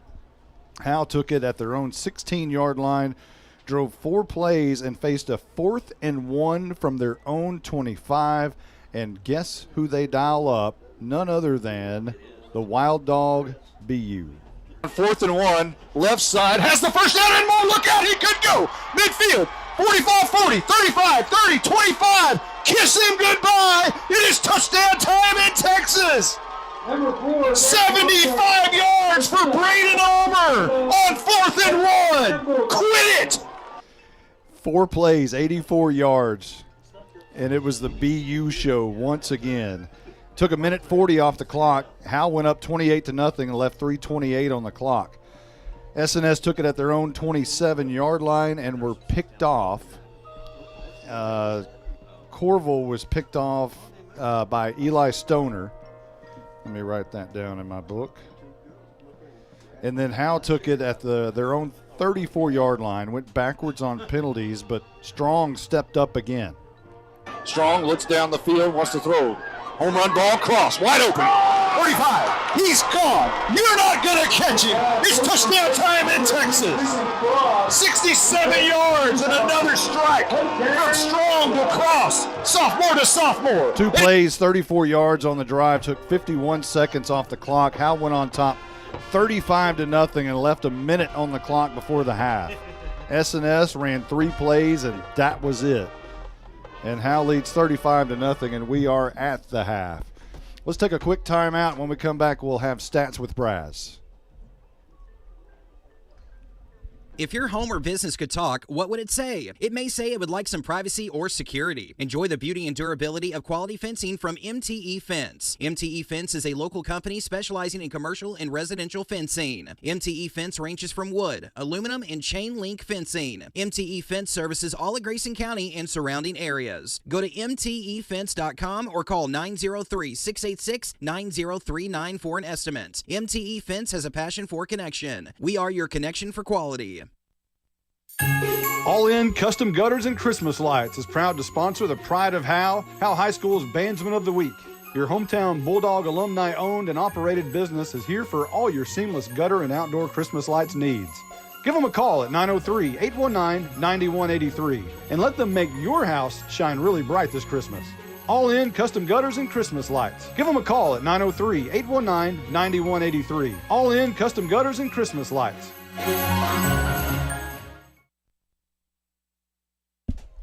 Welcome back. We're at the half, 35-0, Howe in the lead. And now it's time for Stats with Braz. And that is Stephen Braswell. Take it away. Yes, sir. So things are looking a whole lot rosier this week. So far for the Bulldogs, passing totals. Strong is 4 out of 5 for 109 yards. As far as rushing goes, we have 22 rushes for 219 yards already. And first half offense results are 328 total yards so far. Out of those, as far as the individual stats, on rushing, we got BU with 11 rushes for 123 yards, 2 touchdowns, and unfortunately the 1 fumble. But hey, we'll take 2 touchdowns and 123 yards. Racken Cross, he's got 1 rush for 50 yards and a touchdown. Garrett Rogers has 5 for 30. And Ryland Strong has 5 rushes for 16 yards. In the passing, Strong, like I mentioned, he's 4 for 5 for 109 yards with 2 touchdowns and 0 interceptions so far. As far as receiving goes, we have Racken Cross with 2 receptions for 103 yards and 2 touchdowns. Braden Ulmer has 1 for 6, and Jeremiah Thornton has 1 for 0 yards. For the S&S Rams, they are 5 of 12 passing for 34 yards. They've had rushing, they have 14 rushes for 26 yards, and with 60 total yards in the first half. The penalties, they've got 2 penalties for 10 yards and 1 interception on the quarterback. And for the Bulldogs, we've got 7 penalties for 71 yards. So overall, looking a whole lot better than they have been over the last few weeks. we're looking pretty sweet on the offense side. I like it. So far, so good. Thank you, Braz. We'll get Jake Roberts. Justin White back in here. I've been doing that ever since y'all messed me up at game time. What did you have? Did you have a birthday party today? Actually, I guess. Or maybe I should forego that. I really don't know. I guess I'm getting a sense of I don't know if I want to talk about this. It's nothing bad. It's nothing bad. We, me and my wife, we do foster care, and we got a baby at our house. It's actually she's at our house right now. Well, congratulations. Thank you. So we that's very impressive. As I'm getting ready to head out, we get a call saying there's a baby that needed a placement today, and so this just happened. This just happened like as I'm getting ready to leave to come to this tonight. That's why I was running late. I said we had to talk about it. I said, okay, is our home ready? Are we ready to do this? I mean, and we've done it before, so we just had to make sure we were ready, and so we had to talk about it. And I was like, I got to go at some point, though. And she's like, well, I got to get this house ready. I was like, as soon as the game's over, I'm out of here. I was like, I'll be home, and so I said, let me tell Monty I'll be a little late, and I'll be here. And yeah. My goodness. But send me a picture. So the baby's it's a 10-day-old baby. So, wow. Yeah. Congratulations. Thank you. So do you get to name the baby? No, it already has a name. Okay. So you can't change it after 10 days? Well, and it's foster care, so you never know how long you'll have it. Right, right. So the Sweet Georgia Brown is making an appearance in here, and it looks like he has something to say. You don't have anything to say?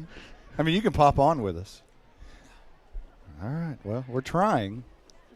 We're trying. Hey, no, he refuses the headset. He's mad at us. No. we can talk basketball. Talk basketball. I can't hear. He says it's hot in here. It is hot.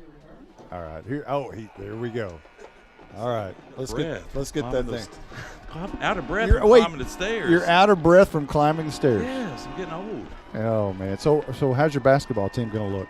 We're gonna be solid. I mean, we returning really good scorer, really good shooter, and 6'8", 6'9", the post doesn't hurt at all, especially when he's added the ability to step out and pop out threes, and so we're gonna stretch the court with him a little bit more, and should be all right. And you're gonna have a kid, it appears, who has 3 touchdowns tonight and a fumble recovery. Yeah.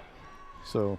And can run like the wind. He can run like the wind for sure. I hope he sticks with basketball and finishes out, but we'll see. We'll see what he does. Hey, one of your coaches has to be really happy tonight, I would think. Todd Hamill.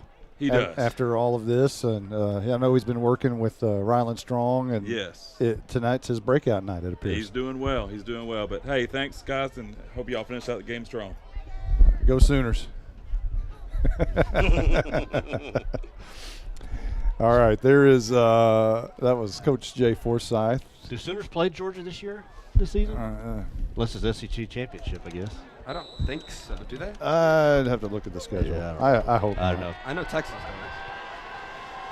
Well, we're into the second half, and you're ready for your Tech Wave kickoff. Right on cue, there's Johnny Garcia banging it deep down the right side. Going to be taken at the 13-yard line by Mutz again. This time he's going to break free around the right side. He's hit hard out of bounds. Don't tell me that was Johnny Garcia. There's a late flag that comes in. Well, Garcia's sticking his nose in there. Garcia, don't tell me I'm just a soccer player. He popped him. I don't need no stinking tea. Holy cow. Garcia nailed him on the out-of-bounds strike. And there's a flag, too. We got to see what the flag is. I don't know. Did our kicker hit him too hard? Yeah, that's what I was about to say. Was it? Yeah, did he tackle him too hard? Was he too rough with him? Let's check. The SNS players got up, and he was fired up after that, getting hit like that. So I'm wondering if maybe – I'm not sure. And really, that was a touchdown-saving tackle because he was the last line of defense. And boy, he didn't let up at all. It's a personal foul against SNS. Let's check down with Malin Walker, our Night Furniture sideline reporter.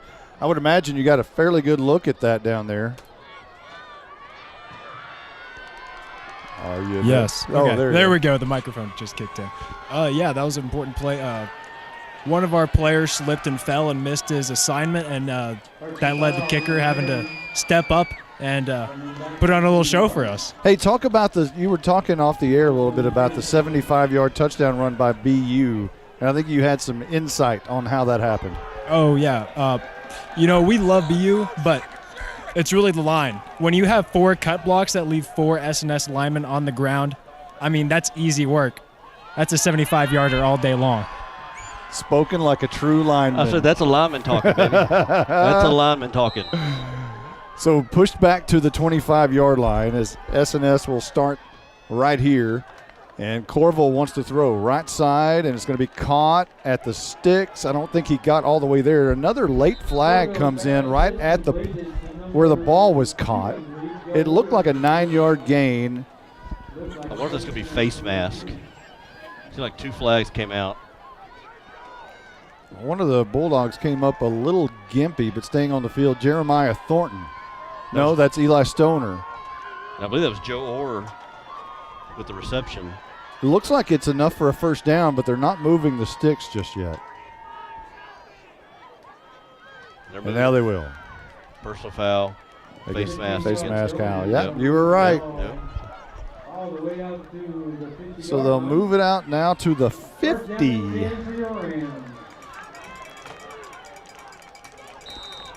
And that happened after the play, right? Correct. So, yeah. So 10-yard pass and catch on play number 1. And here's play number 2. First down and 10. And this is a handoff to Nortman. And he'll gain 2 or 3 into Howe territory at the 47-yard line. So 3 yards for S&S as they, if you'll remember, they won the toss and elected to defer to the second half, and here we are in the second half on the first possession.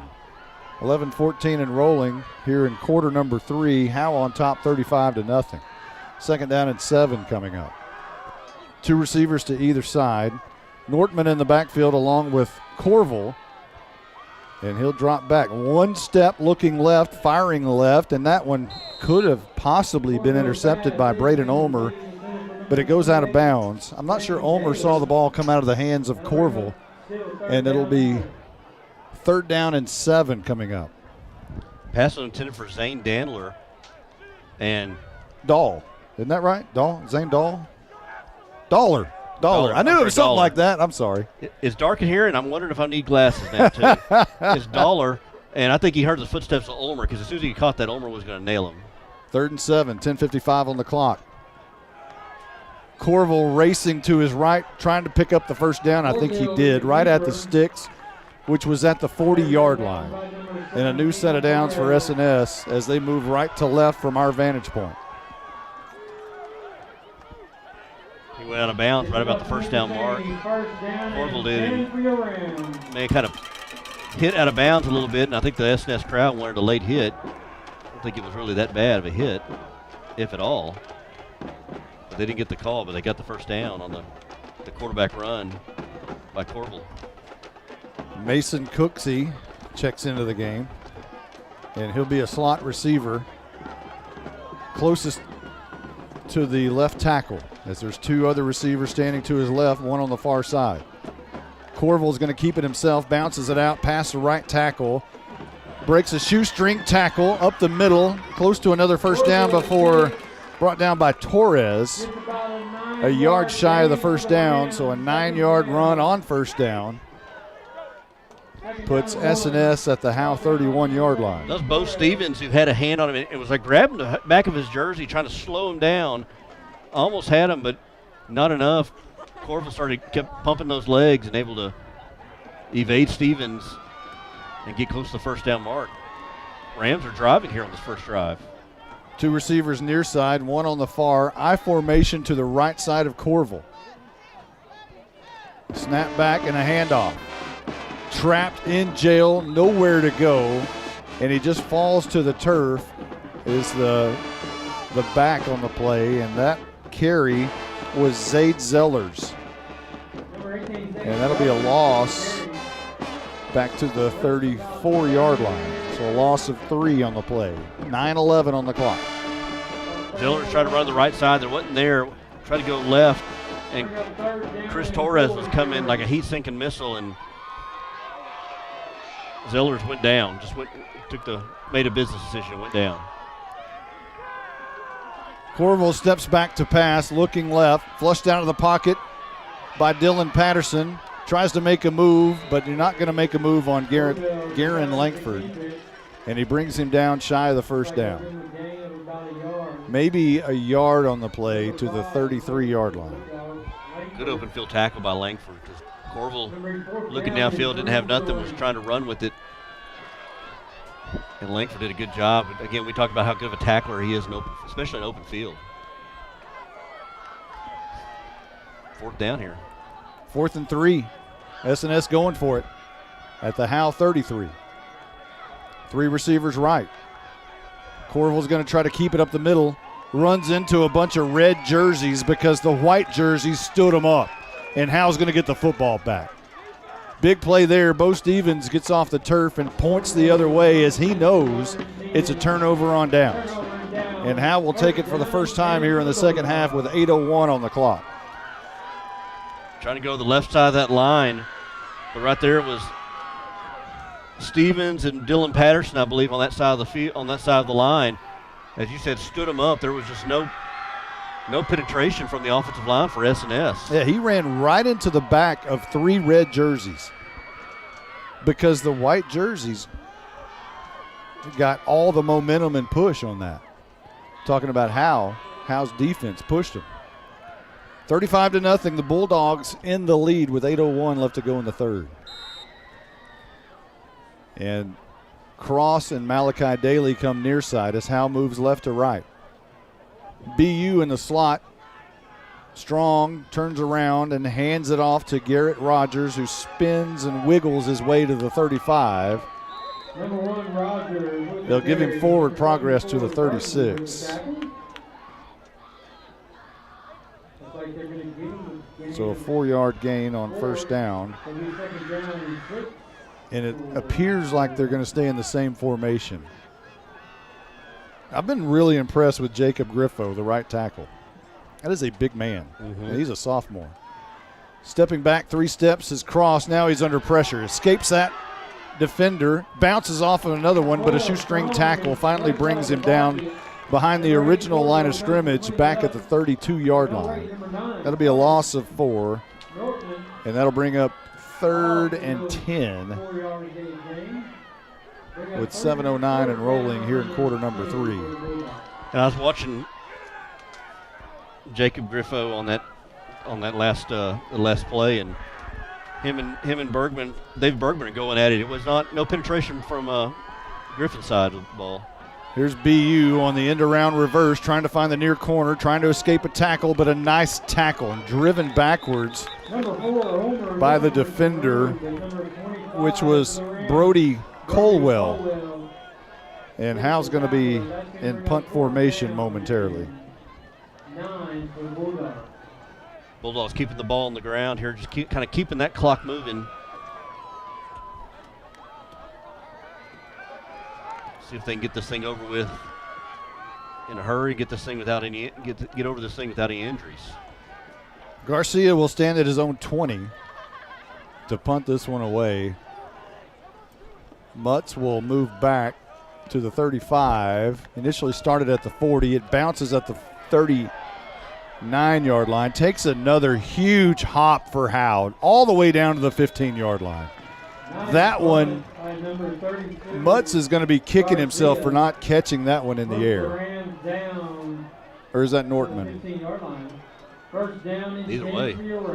Either way, you got to catch the ball in the air, because S&S, instead of having it near the 40, are going to have it at about the, where are they going to mark that? 17? Hey, Monty, that 15. Was 8.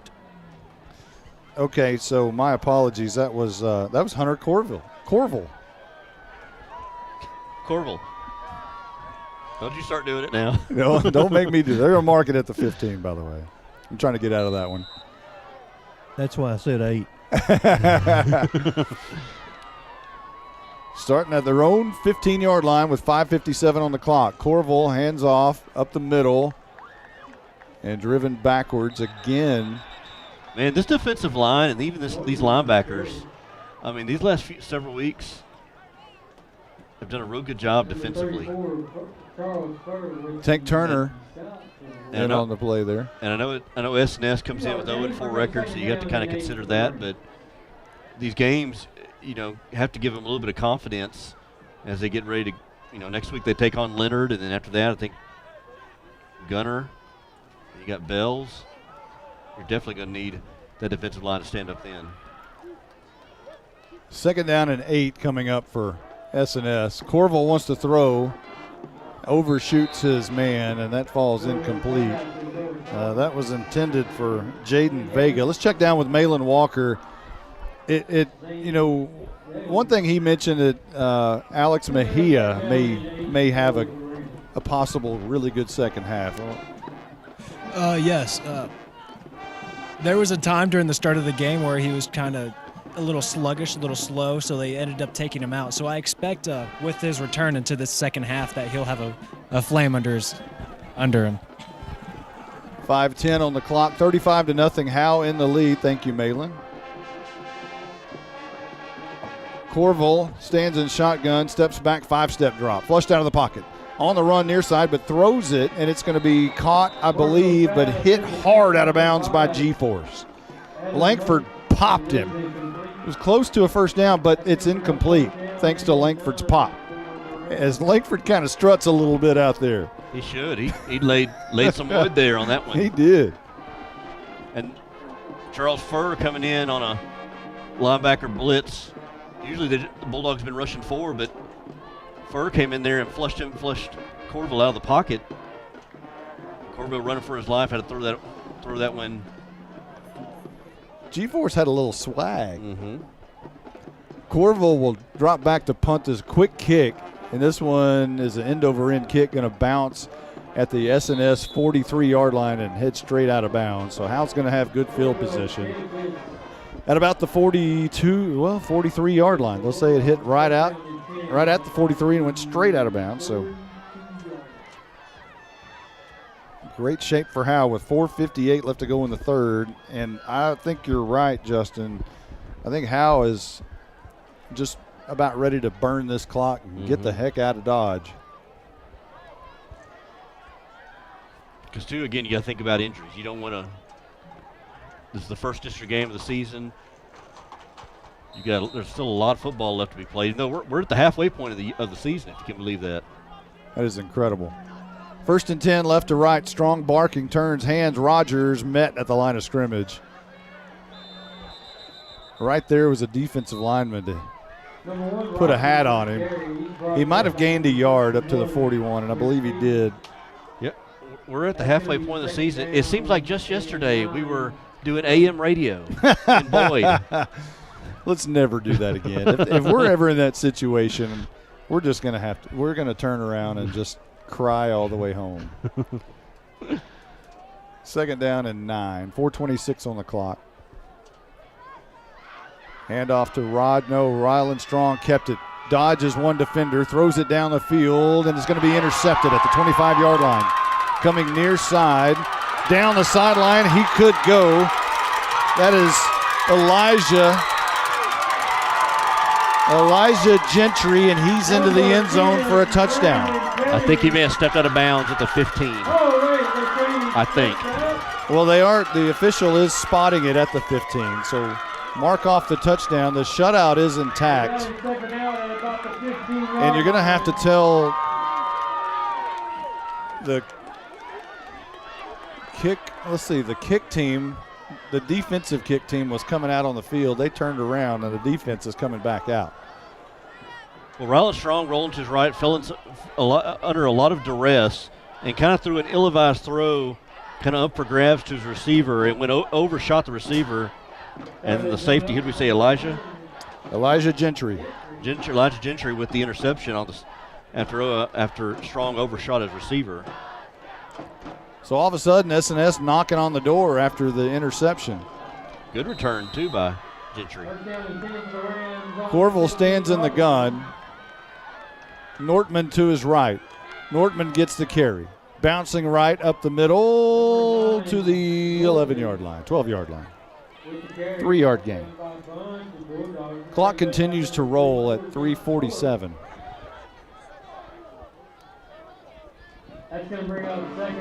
Checking into the game for S&S is a number that we do not have. Oh, yes we do. Jaden Vega. And now he checks. Is he checking out? Nope, he's still in there. He'll be one of the fullbacks as Corville goes under center. Wanting to throw on the run, making the catch. The tight end is Brody Colwell. And that'll be close to a first down. At about the 5, might be just barely short. Nope, they're going to move the sticks. It'll be first and goal from the 5. Play action pass, Corville rolling to the right. Corville, thought I was doing well. Corville running to his right, hitting Colwell. They're about the 8-yard line, able to get to the first down, get the first and goal, and get Rams knocking on the door. Same formation, 2 fullbacks and 1 dotting the I is Nortman. He gets the carry this time and driven backwards, nailed at the line of scrimmage. My goodness, Malin nailed it. Alex Mejia just buried him. I'm telling you, this defense this year, they're not only making tackles, but they're hitting hard. Yeah, boy, man. I mean, they are laying the wood. They've been doing that all season long, it seems like. That one's going to hurt. Ball at the 6 after the 1-yard loss, and a huge play by Mejia. 2 fulls and 1 back. Corville wants to throw, corner of the end zone. A great defensive play by G-Force. Garen Langford turns around, gets his right paw on the ball just before Mutz could haul it in for a catch. Great play by Garen Langford. Langford right there in coverage. Goes back to the corner of the end zone toward the pylon. Langford going against the other fellow, number 5, Adam Mutz. Langford able to knock that thing away. 3rd down. Is that fellow dash number 5 or just the other fella, number 5? The other fella. Fella 5. The flag on the play will push the ball back to the 16-yard line. But the officials are still talking about it. I guess that'd be his counterpart. His counterpart. This other fella. Yeah. Hey, they called holding on S&S, but then the official on the Howe side threw another flag. I'm not sure what that was about. Dan Pike, the head coach, is all the way out to the hash marks. Still upset. Now he's coming back, giving an earful to one of the other officials. Yeah, he is in the ear of Brandon Wagoner, the line judge, and now has a word for Reginald Albert, the umpire. And he won because they're moving the ball up to the 8-yard line. So it was a holding call, is that what we said? Holding against, it's offsetting penalties. Looks like an automatic first down. But I had them at the 6-yard line. And then right now they've got it spotted at the 8. So it was a 2-yard penalty on offsetting. This is where we need Blizzard. 2:04 on the clock. We're in the 3rd. Howe leads 35-0. But S&S with a first and goal from the 8. And they'll try to sneak it to get more yardage. And Corville takes the whole house with him. He's in.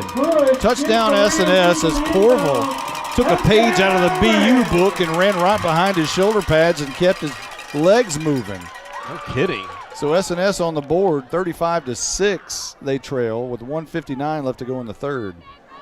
The quarterback push from the 7-yard line. The whole team just kept pushing the Bulldog defense back. First time we've seen a push like that from S&S.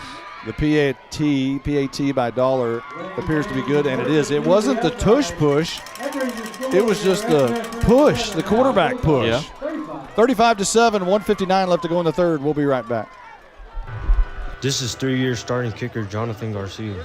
When I kick the ball, I don't need no stinking tea, but I will take a sweet tea at Sonic before, during, and after the game. When I kick on over to Sonic, they have great food and big smiles. Johnny, get your leg warmed up. I stay warmed up with Sonic's onion rings and tater tots, not to mention the great drink specials. Hey, Johnny, we need you to drill this one. Let's go. Bring your tea. Nah, Coach, I just finished it. It's not just good, it's Sonic good. Johnny Garcia bangs it through. No one wants to talk about losing a loved one. The grief that is put on your family is troublesome. Scoggins Funeral Home strives to make that most difficult time the easiest. We want your loved one to be sent off in the best way possible, with your wishes at heart. Call us at 903-482-5225 or visit our website at scogginsfuneralhome.com. 903-482-5225. Our location on Van Alstyne Parkway makes everything close for your needs. 903-482-5225. Scoggins Funeral Home. Your hit roof and exterior scoring drive recap. 5 plays, 15 yards for S&S. It ended on an 8-yard touchdown by Corville, who just snuck it in from the 8. And he pushed the whole pile. And Howe leads 35-7 with 1:59 on the clock. Your Tech Wave kickoff is going to land in the arms of Riken Cross at the 18-yard line. Rolls to the middle of the field and is hit helmet to helmet at about the 30-yard line. No flag on the play, and Howe will take over there from their own 31. 1:48 on the clock, left in the third. So back in 1991, we played over here, and we were up 50-0 at the half, and the dressing rooms, I think, are where they still are, over there north of the field, behind the field goal post. And we were having a discussion with their quarterback, and some people know him well. And with the S&S quarterback, they were so discouraged. Matter of fact, before the game, as Cross goes in motion, a handoff to Ulmer up the middle, runs over a defender after 10 yards down the field, and will pick up 11 and enough for a first down up to the 46-yard line. 15 yards actually for BU. So we're telling this, they were discouraged. Matter of fact, there were rumors that day that they weren't going to play that night. They were very similar to this team. I don't think they had a win. We were really, really good. And they were walking out saying they're not going to play. They were really discouraged. So at halftime, we're telling their quarterback, we'll get back to that after this. First down and 10. Strong's going to keep it himself around the left edge. A lot of running room. 15, at least 15 yards, and you can add another 15 to that because he was hit out of bounds late. Howe's going to be way down the field. Howe's been wanting a couple late hits tonight out of bounds. That time that one was legitimate. Strong was way out of bounds before he got hit. That'll be a first down for Howe, way down at near the 30-yard line after all is said and done, maybe the 25-yard line of S&S. So I'm telling their quarterback, hey, why don't you just throw me an interception here in the second half? And he looks like me, okay, Monty, I'll throw you one. And so, lo and behold, in the third quarter, he throws an interception, but he throws it to 24 instead of 42. Oh. I'm like, come on, man. You still got to throw me one. Got the numbers backwards. So, and at the half, I made the little giggle joke that no one may have laughed at during halftime, that Howe did not score during the half, because that happened here when we were up 50-0. We're walking back on the field, and their PA announcer says, well, Howe didn't score during the half. It's still 50-0. And we went on to set the school record that night with 76 points. You should have told number 24, say, hey, that was my interception. That was supposed to be mine. I think I said something similar. Yeah. Stole my pick. Well, we even laughed about that a few months ago, talking about that.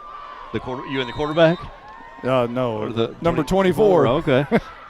Howe's going to be pushed back to the 40, so some other infractions there. Man goes in motion as BU from left to right, and a handoff to Garrett Rogers right up the middle on a big seam. He's getting a lot of room lately to run behind that big offensive line, and he picks up 8 yards. Rogers almost untouched for about, got an 8-yard gain, probably about 5 of those. Ball will rest at the 33-yard line. Give him 7. And he's just going straight up the middle. There's nothing really fancy about it, just going straight up the gut from the pistol formation. Yeah, run behind large march. Keep doing that. 3-step drop for Strong, looking left side, wide open, and strolling in the end zone is G-Force. It's touchdown time in Texas, and another beautiful ball by Ryland Strong. Third touchdown of the night. Third touchdown of the season for Ryland Strong. This is completed to number 5, Gary Langford. Vertical route downfield. It was a little bit underthrown, For the Bulldogs. but Langford had to come back for it.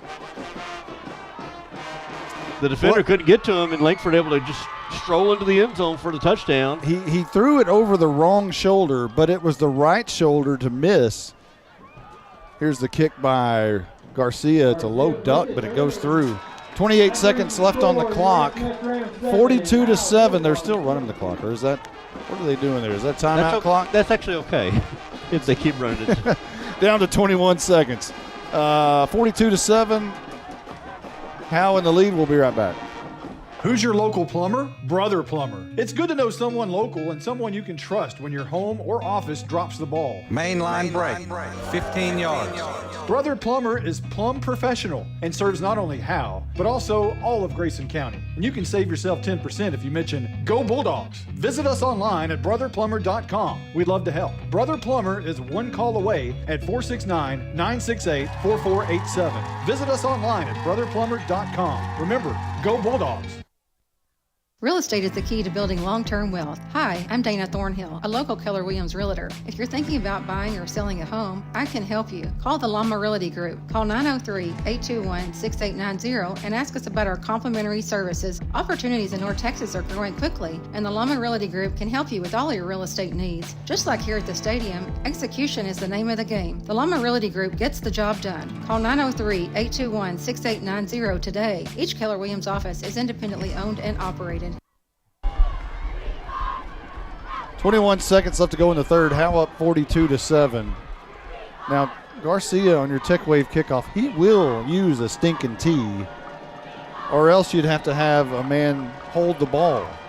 While he loves to kick it off the turf, he does use a stinking tee here on the Tech Wave kickoff. It's a high, kind of a pooch kick, going to land in between the two returners, and it goes out of bounds, and S&S will take the penalty and start from their own 25. Is it 25? Is that the rule? How come I can't remember that? It may be 35. It might be 35. He don't need no stinking holder is what he. He don't need no stinking holder. Your Tech Wave, I'm sorry, we did that. Your hit roof and exterior scoring drive recap for Howe. 3 plays, 69 yards, took a minute 27 off the clock. It ended on a 33-yard touchdown pass from Strong to Langford. You know who's got to be one of the happiest guys on this whole complex? Todd Hamill, the quarterback's coach, who's been working with Ryland Strong, you know, going through the sufferings of the 6 interceptions, but you're starting to see some payoff with all that work tonight. And he's got a good arm. He's got good mobility. If he just he's made some ill-advised throws. Had the interception earlier. He's had it throughout the season, but when he's got time to throw, he's got a good arm on him and some accuracy. Ball at the 31 for S&S, their own 41, a handoff. Left side initially, and then turns and goes up the middle. He'll gain 4 yards to the 36. I guess give him 5. Looks like that'll be the last play of the third quarter. Maybe 4 yards actually on the game. We're going to take a timeout. That's the end of 3. Howe on top 42-7. We'll be back in 60 seconds. Here's some things to never mess with if you're not a trained professional. Caging a bulldog. removing copperheads, and electricity. Don't get shocked. Call Rapid Electric. Rapid Electric is here for all your electrical needs. Just like you wouldn't try to become a pro boxer or president. Not a joke. You need a pro to keep your electricity humming. Don't get shocked. Rapid Electric serves the Grayson County area. Call them at 903-421-8100. At Independent Financial, supporting our community is at the heart of what we do, which is why we are pleased to support the Howe Bulldogs. Investing in others and helping our neighbors thrive is what we do, and our friendly, knowledgeable banking team is rooting for you in your financial success. Whether you're saving for college, planning for your family's future, or working to grow your business, we'd love to help you accomplish your goals. Come see us at our location on South Denny or visit us at ifinancial.com. Go Bulldogs! We're cheering for a winning season. Member FDIC. Second down and 6 for S&S as they switch sides of the field. Now they're moving left to right.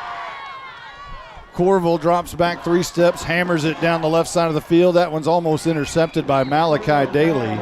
He does get his paw on it to knock it away, and it falls incomplete around the 35-yard line. And it'll be third down now for S&S. Corville going for the home run. And Malachi Daly, who's a tall kid. With a vertical. Yeah, nice little vertical. Almost able to come up with that.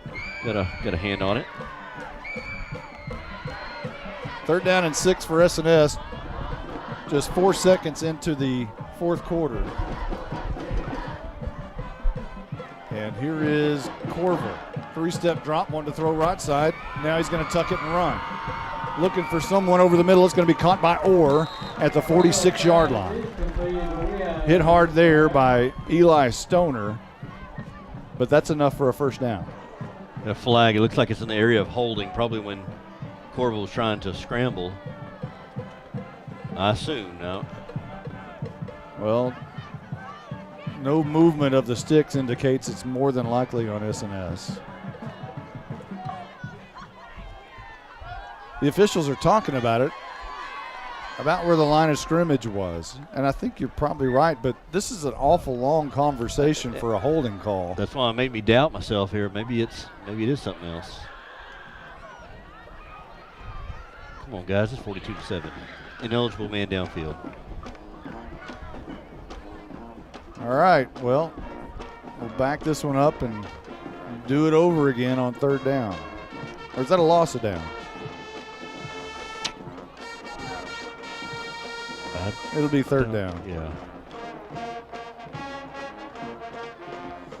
Good crowd on the Howe side tonight. And I didn't really get to see what it was like at kickoff. But if it was full throat at kickoff, it's still 3/4 full throat.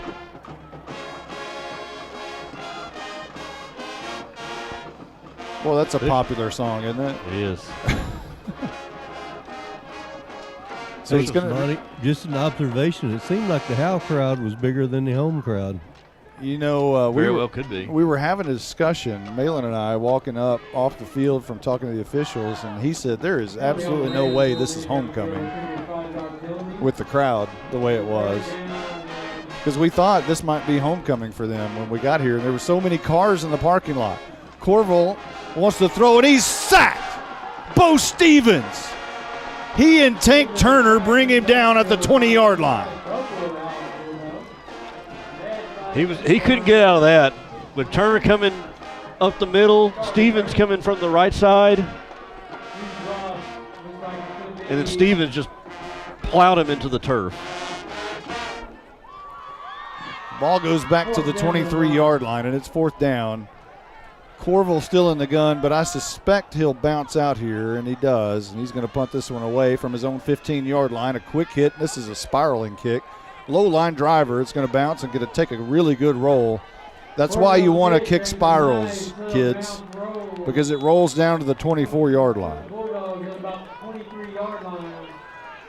10:56 remaining on the clock in this football game. Money real quick, it's a final from Bells. Gunner 42, Bells 6. Oh, And then in the third quarter, it is 43-21 Leonard over Callisburg. What's the score there? 43-21 Leonard over Callisburg. Ouch. And that's late in the third. Wow. Howe will play Leonard next week. Yeah. Back at Bulldog Stadium. That's a big showdown. It will be. That's literally has playoff implications to it. It really does. Howe is going to have to defeat two teams to get into the playoffs, and they're 10 minutes and 56 seconds from beating one of them. So you got to get a win against either Blue Ridge, Callisburg. And here's a handoff to Rogers. Squirts free for a moment up to the 27-yard line. Gain of 3. But, yeah, you're going to have to beat either Blue Ridge, Callisburg, or Leonard, or maybe even Bells, depending on what their situation is. You got to win one of those. Yeah. Unless there's a tiebreaker, and then it gets all haywire and crazy. Second down and a handoff. Rogers again, squirting free for a first down at the 35-yard line. A nice run there by Rogers. He's got a lot of running room tonight. He's had a really nice game. He gets up holding his right hip just a little, his thigh, but he's trying to walk it off. He didn't want to come out of the game. We haven't seen Bryce Piper tonight. Have not. Pistol formation, and boy, Rogers is really gimpy on that right leg, and he gets the handoff here, and he's brought down behind the line of scrimmage. No! Strong kept it. He pulled it out of his gut like a magician, and down the sideline he goes. 5. It is touchdown time in Texas. Houdini Strong pulled it out of the gut and goes 65 yards. What a play fake. Good thing you weren't playing defensive end. You would have. Well, no kidding. Strong with a great fake on the read option. My goodness. Fooled this broadcast crew and just about 8 or 9 red jerseys, because there was almost nobody on the left side of the field, and Strong able to put it into the gear, and we see the speed of Riley Strong, and again, and he has I believe that's his 4th touchdown of the night, including passes. Yeah, here's your point after, and it's good. 49-7. How needed this? 9:46 left to go in the game. We'll be right back. This is more than a bundle. This is way more than a combo deal. It's your sanctuary, your home field. It's where everything happens. This is your home, your car, your memories. And you want to be sure they're protected with home and auto insurance. As your State Farm agent, I get it. That's why I'm here to help life go right. My name is Ed Meacham, and I'm your Howe State Farm agent. Give me a call at 903-892-3923 or on the web at MrRedInsurance.com.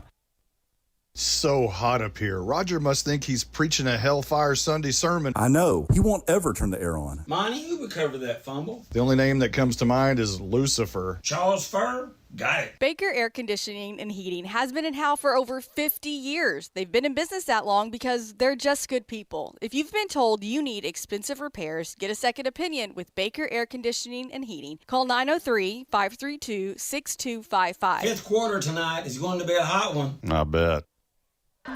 9:46 remaining in the game. Howe leads now 49-7. With I think I said that. 9:46 left to go. Your Tech Wave kickoff is in the air. It's a high pooch kick coming near side. Going to be caught on the run and hit hard by Eli Stoner. And out of bounds goes Nortman as Stoner laid the pop to him. And S&S will take over from their own 43-yard line. Well, yeah, I would suspect that the bottom side of the Nikes are clearly on the esophagus of the S&S Rams right now. Making an imprint on the S&S throat. And you're right, Howe needed this. in a very bad way. Because the next few games, I mean, you had a winless SNS tonight. You had a winless Pilot Point last week. Of course, you go district. You got district here tonight. This is 1-0. You go 1-0 in district. But next week, the games get a lot tougher. You got Leonard. I believe you got Gunner after that. You got the gauntlet coming. So you needed this kind of a confidence booster because things will get tough from here on out. SNS will start from their own 48 because there was a penalty against Howe. 9:46 on the clock. Corville hands off, and a nice gain of about 5 yards there. On the carry was Zayd Zellers. It'll be second down and about 6 coming up. But yeah, they clearly needed this win. And we got to start talking about victory light and who's going to turn that on and everything. Malin, you got any suggestions on who turns the victory light on? Second down and 6. Oh, well, I'll take it if no one's offering. Corville steps back, 5 steps, throws deep down the field. Wide open is Orr. Strolls in for the touchdown. 52 yards. And the Rams are on the board again. 49-14 if they're successful with this PAT. Looked very similar to a post route that the Bulldogs had earlier when Cross got open. Corville with a nice arm, Orr able to get behind the coverage, and nice placement by Corville right into the arms of Orr as he able to stroll to the end zone. Orr will now hold it for Dollar, who kicks the PAT, and it is true. 49-14, our new score. 9:01 left to go in the game. We'll be back after this.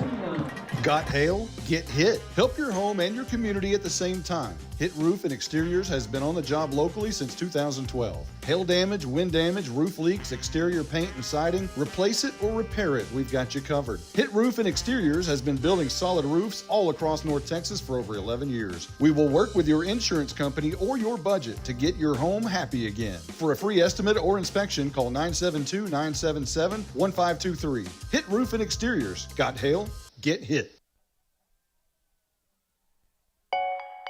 At Grayson Cullen Electric Cooperative, GCEC, we have been around for over 80 years and are governed by 7 principles: open and voluntary membership, democratic member control, members' economic participation, autonomy and independence, education, training, and information, cooperation among cooperatives, and concern for community. One of our communities is Howe, Texas, and GCEC is proud to support the Howe Bulldogs. 9:01 left to go in the game. Your Hit Roof and Exterior scoring drive recap, one play, 52 yards for the SNS Rams. It took 45 seconds off the clock, and it was a 52-yard touchdown from Corville to Joe Orr. And your Tech Wave kickoff approaches. Howe will send back Braden Ulmer and Ryken Cross to return this thing. The Dollars kick's going to go towards Cross, but it'll be taken by Kendall O'Brien at the 15-yard line. He's fast also. Coming near side, breaks out of a tackle, sidesteps another, look out. He's got the 45, stiffs arms the defender, and drugged down into SNS territory at the 49-yard line. We don't talk enough about Kendall O'Brien because he's simply not on the field as much as the others, but he has electrifying speed also. I was just about to say, there are some, we've talked about it and you talked about it, there's some speed on this team, a lot more than the Bulldogs have had in the past. With Cross, Strong's got some wheels. Obviously, we've seen Ulmer, Piper, Kendall O'Brien. Rogers. There's some guys who can really, really scoot on this team this season. And speaking of O'Brien, he will now come on the field and be split out wide to the near side. Then Bryce Piper into the game now. Strong still in at quarterback. Shotgun. Hand off to Piper. Big hole on the right side. I thought he was going to break a tackle. He's going to gain 2 yards to the 47-yard line. And now you got to start asking the question, at what point do you take out Rylan Strong? Well, on the depth chart anyway, Kendall O'Brien is the backup quarterback, and right now he's split out wide. And a sophomore quarterback, maybe you just try to get him as many reps as possible. Okay. Piper behind Strong. Again, he'll get the carry. And again, another big hole up the middle. Again, he breaks free and still churning. Past the first down marker to the 37-yard line. The Pied Piper. You know, and if really Strong, all he has to do is hand off the rest of the game. He may be okay. I guess I'm just thinking about just, risk of injury. But if all he's got to do is just hand off to Piper here and hand off to Rogers there. And Ulmer checks out of the game. Alex Mejia will replace him, and that might be it for Ulmer with 7:43 left to go in the game. He goes over and gives a hug to Coach Simmons standing on the sideline. Trying to chew up the play clock, which is down to 8. And Strong now gets in position and hands it off to Piper again over large marge. And another good run of about 6 or 7 yards to the 31-yard line. Boy, I'll tell you what, Bryce Piper looks like one of those Bell's slot T-backs. Mm-hmm. I mean, it's forward only. Yeah. And it's forward pretty quickly. And it's covering both arms around the ball. 2nd down and 4 as we're under 7 minutes. see if he can do well in the pistol formation. Handoff. Piper left side this time. Trying to find the corner. Does. Finally drugged down from behind at the 25-yard line, but that's another first down. Boy, this is Piper quickly racking up the yards. This is very reminiscent of Bonham, where he was kind of the closer at the running back position. Ball security exposition at the end of that game. We're kind of seeing that. I don't want to jinx him. And not like Babe Laufenberg last night when Brandon Aubrey was trying a 51-yard field goal. Laufenberg just totally jinxed him last night. And even when he said it, I said, oh, I hope my mother's not listening. First and 10, right to left goes Howe. Piper behind Strong and the pistol look. Under 6 minutes left to go in the game. A handoff to Piper, running right up the middle, breaks free. Look out, 15, 10, 5, into the end zone. It's touchdown time in Texas. Bryce Piper goes 25 yards to add the exclamation mark onto this football game. 55-14 awaiting Garcia's PAT. They ain't no jinxing. Piper's got speed, got a little bit of power to him, but give credit to this offensive line. They are just, especially late in the game, they are still just creating huge holes, huge running lanes for these running backs. And that's what Bryce Piper had throughout this whole possession. This whole drive was just big holes to run through. The kick by Garcia is right down the middle and good. He's perfect tonight. And perfect, nearly perfect, if not perfect, all season. 5:50 left to go. Howe leads 56-14. We'll be right back. Anchors with a Z Boat and RV Storage is located 1 mile off of U.S. Highway 75 in Howe, Texas. Anchors Boat and RV Storage is proud to bring personal, small-town customer service to the growing area of North Texas. With both open and covered parking available, locally owned and operated, members of the Howe Area Chamber of Commerce and the Texas Self-Storage Association. Anchors Boat and RV Storage has 20 amp power available and is manager occupied at 311 Old Highway 6 in Howe. Visit anchorsboatrvstorage.com or call 903-444-2500. Hi everyone, my name is Presley Harrell, class of 2025 cheerleader and cross-country runner. This is Talon Haley, senior basketball player and Howe High School record-setting golfer. Hi, this is Camry Snap, and I'm a graduating volleyball and softball player. This is Braden Ulmer, class of 2025. I play football, baseball, and I run track. We would like to thank the Howe Athletic Booster Club for their support and encourage anyone wanting to be a part of supporting Howe's athletes to reach out for more information. Go Dogs! 56-14, 5:50 left to go in the game as we are just about ready for the Tech Wave kickoff. And it's a high, deep kick. Going to go to the 19-yard line. Be taken by a Ram right there. Has nowhere to go. That's Joe Orr. And he's driven out of bounds by Charles Furr and Torres.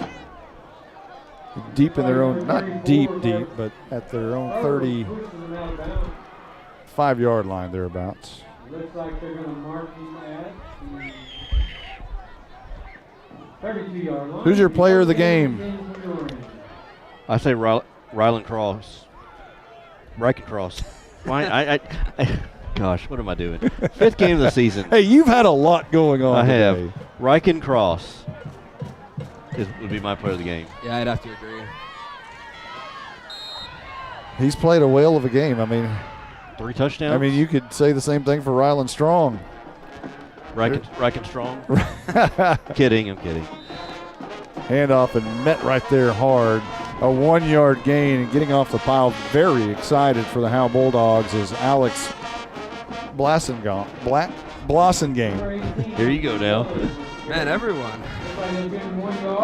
Yeah, you can make an argument about Rylan Strong. I mean, he's thrown for touchdowns and ran for one. So either one of those guys. Who would you say? I'm going to go with Todd Hamill. Okay. No, I'll go with Ryken Cross. Hey, are we at home? I hear a train going by. Ball gets away from Corville, who just falls on it back at the 25-yard line. It was a bad snap. He wasn't able to pick it up initially and just scooted back for it. Maybe the train horn got him. Bring up 3rd down and 18. And now it'll be 3rd down and 18 for the Rams as the clock still rolls. We're at 4:35. I think both teams are just kind of ready to get this game done. I think we're going to hear from Andrew Harvey after the game. So Malin's probably preparing couple of questions there. Corville, 3-step drop, flushed out of the pocket. Rolling right, still looking downfield. Now he's going to tuck it and run. And he's going to be tackled by Blassengame from behind at the 33-yard line. Gain of 8.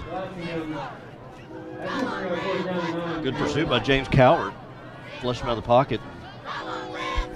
So are we saying we want to hear from Ryken Cross? I think so. Do we want to hear from any others?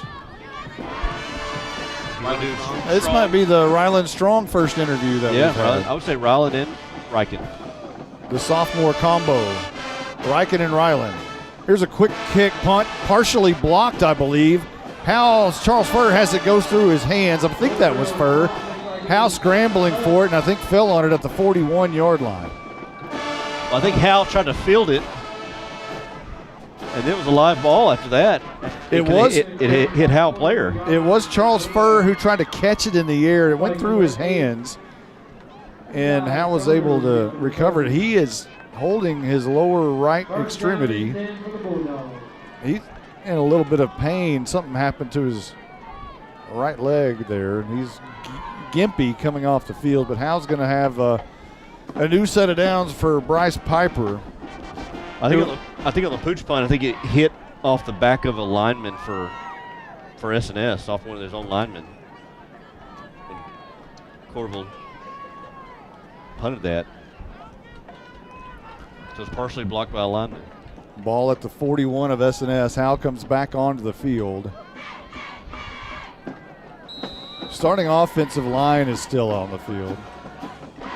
But Mejia, Kendall O'Brien, Rylan Strong, Bryce Piper, Ryken Cross, and Malachi Daly are your offense. Handoff to Piper. Big hole up the middle. Look at that left side, 30.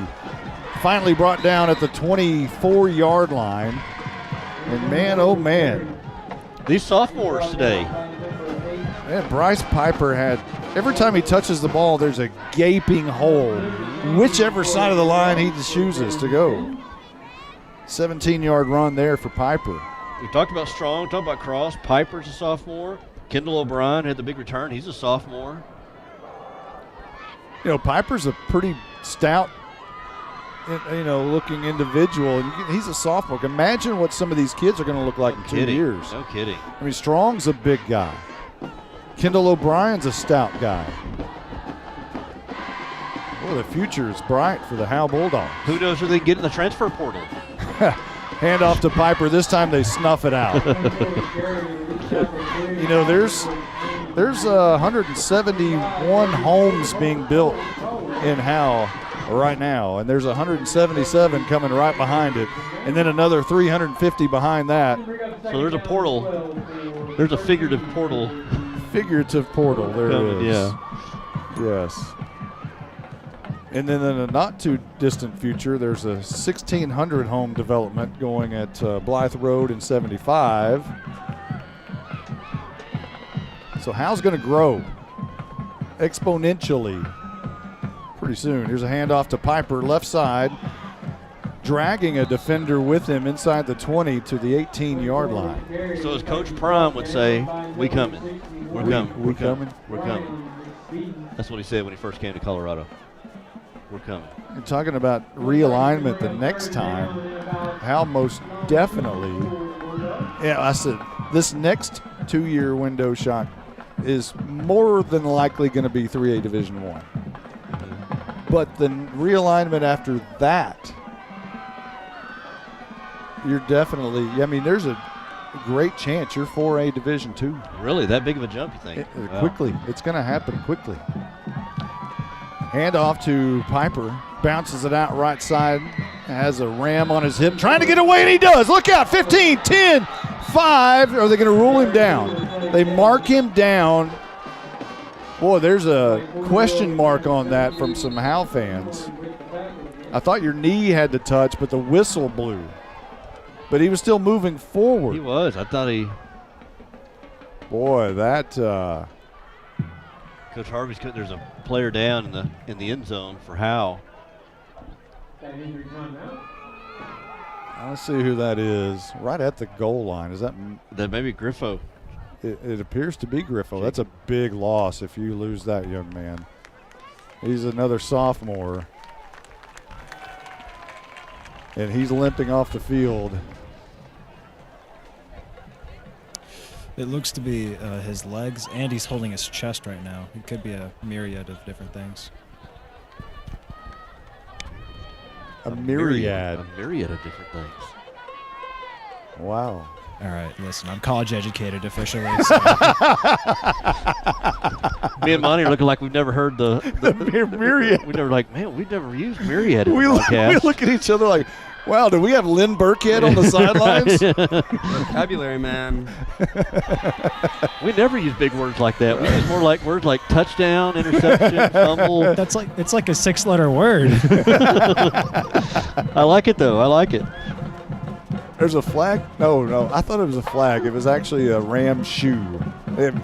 A yellow shoe with the same color as the flag. I wondered if we'd see that tonight. If we'd see we have a myriad of colored shoes out there. Dude. College educated. Good stuff. Fourth down, rather. Is it third or fourth? It says third. It says third on the sideline. Scoreboard says fourth. The rule is always go by the sticks. I want to say hello to Andy Roberts back in Howe, Texas, always listening to our broadcasts. We appreciate that. There's only 1:05 left to go in this game. I think there's unsportsmanlike conduct against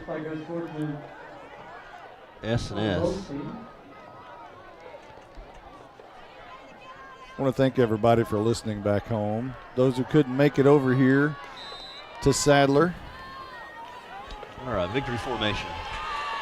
It is victory formation. With 1:05, Howe can on fourth down. Okay. Is it fourth down? It is fourth down. Surely that's not right. No, that's right. That was fourth down. They downed it. And so they're just going to give it was back. Fourth down. Yes, that's right. So they're just – well, now wait a minute. They're still lining up in victory formation. What's wrong here? The chains are moving, going the other way. The ref called it 4th down before the play started, so I don't know what's going on. Did Howe get mixed up there and prematurely? Oh, now Coach Harvey's calling the dogs to the sidelines. Something happened there. I don't know whether. I think, and Coach Harvey, it almost looks like he was saying something to the sideline at S&S, kind of like, let's just call it a game. Yeah, they've decided to go ahead and let this thing run down, and that's it. Howe, your Bulldogs are 3-2 on the season after defeating S&S in the Game 1 of District 7 3A Division 2, 56-14. The Bulldogs put their foot on their throat and never let up. The 14 points came late. This one was a drubbing. Congratulations, Howe, and your Bulldogs and your coaching staff. And your broadcasters, for that matter. Win number 401. Yeah. Start a new streak. You know, how long is it going to take to get to 500? Are we still going to be around broadcasting at 500? They went from, which I guess you could, 10 years. I think. Well, that would be remarkable. If we're going 10-0 each year. The next 10 years. In a really good period of time when the Bulldogs had a great program. I want to say it was from 1983 to 1998. They went from 200 to 300. Wow. That's a 15-year period, and they were pretty good during that time. So I'd say if you're a good program, 15 years. Okay.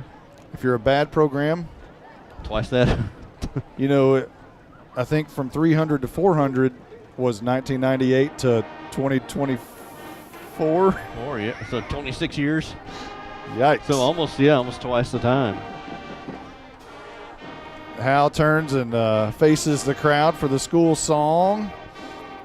We will attempt to get Andrew Harvey interviewed as well as Ryken Cross and Rylan Strong, or as Justin likes to say, Ryken Strong and Rylan Cross. There you go. Well, yeah, the names are so similar. Ryken and Rylan. Ryken and Rylan. That's like rocking and rolling. Yeah, it really is. They'll be doing it for the next 3 years. Rocking and rolling. And now S&S and their school song. I'm sure Andrew Harvey will want to speak to his team for a few moments, and then we'll hear from Malin. And Malin is probably down there with some handcrafted questions. A myriad of questions. All colleged up down there. I wouldn't go that far.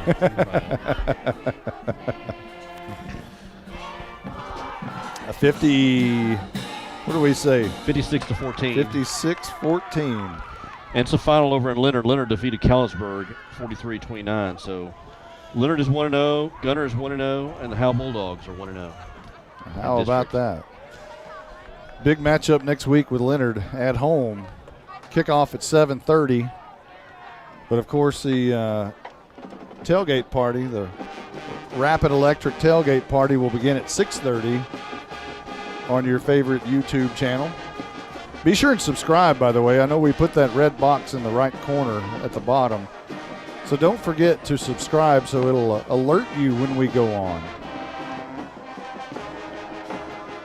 A happy coaching staff. Again, Todd Hamill has got to be really – he's going to sleep very well tonight.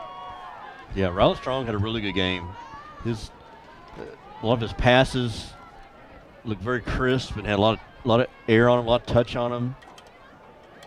Had an ill-advised throw, had an ill-advised interception, but that's going to come with being a sophomore. But he had a real good game. That offensive line did great. I'm here with Coach Harvey. Sorry to interrupt. Go ahead. But, Coach Harvey, this is a dominant win. It's your first district win. That must feel good. Yeah, it feels great. They're a much improved team, like what we saw in film. Obviously, like we have better opponents coming up, and kind of working towards that. And we got to make sure like we're fixing some of the small things that we're making mistakes at. But overall, yeah, it feels good. It feels good.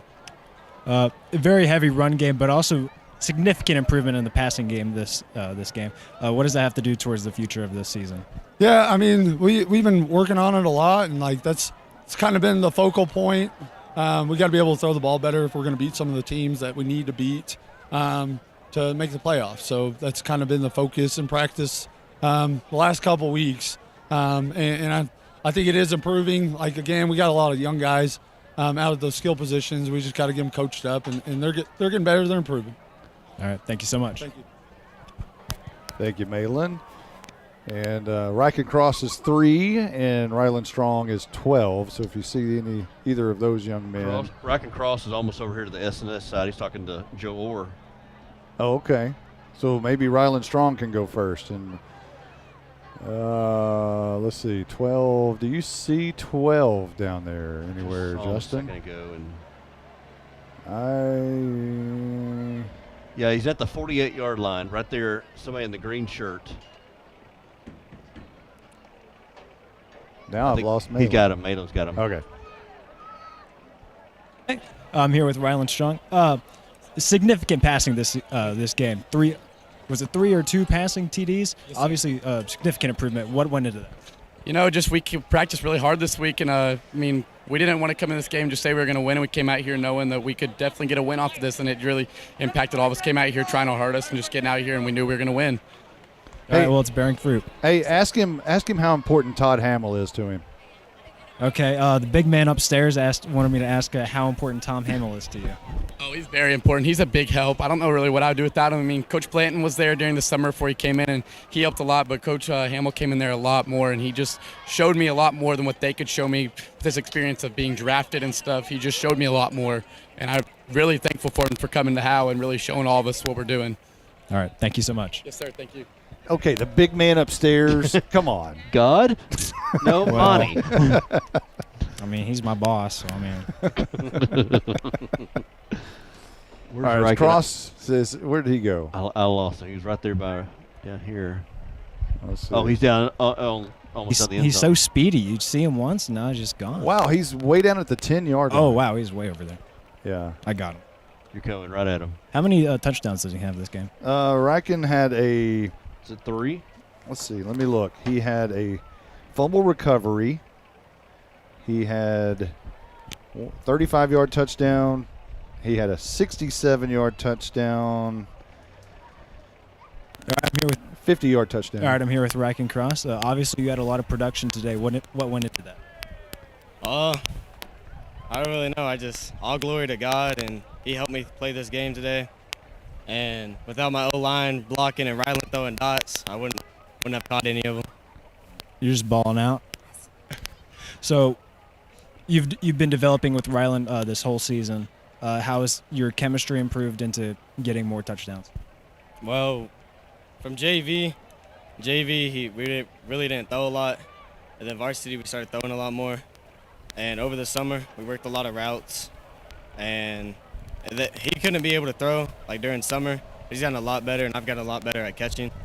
And I just have to thank Coach Graham and Coach Blanton for helping us through that. Hey, ask him how big this win is, getting 1-0 in district play. One more question. How big is this win going 1-0 for your first district game? Oh, it feels good. Last year I got moved up as a freshman, and we lost all 3 games. And winning your first one, it feels good. It feels good, especially when you contributed. It feels real good. All right. Well, thank you so much. Yes, sir. Awesome job, Malin. And congratulations to Ryken Cross, our player of the game. Mm-hmm. And, boy, it's sure, I love winning, man. I love winning, man. What's that Bull Durham on the bus scene? I love winning, man. Mm-hmm. It's like better than losing. Yeah. So, especially a dominant win like this one. Yeah. I mean, 56-14, the final score. Let's take you're in the Texas Land and Home Team post-game show. Let's take a quick timeout, and when we come back, we'll have stats with Braz. We'll have highlights, and we'll wrap this 56-14 win up.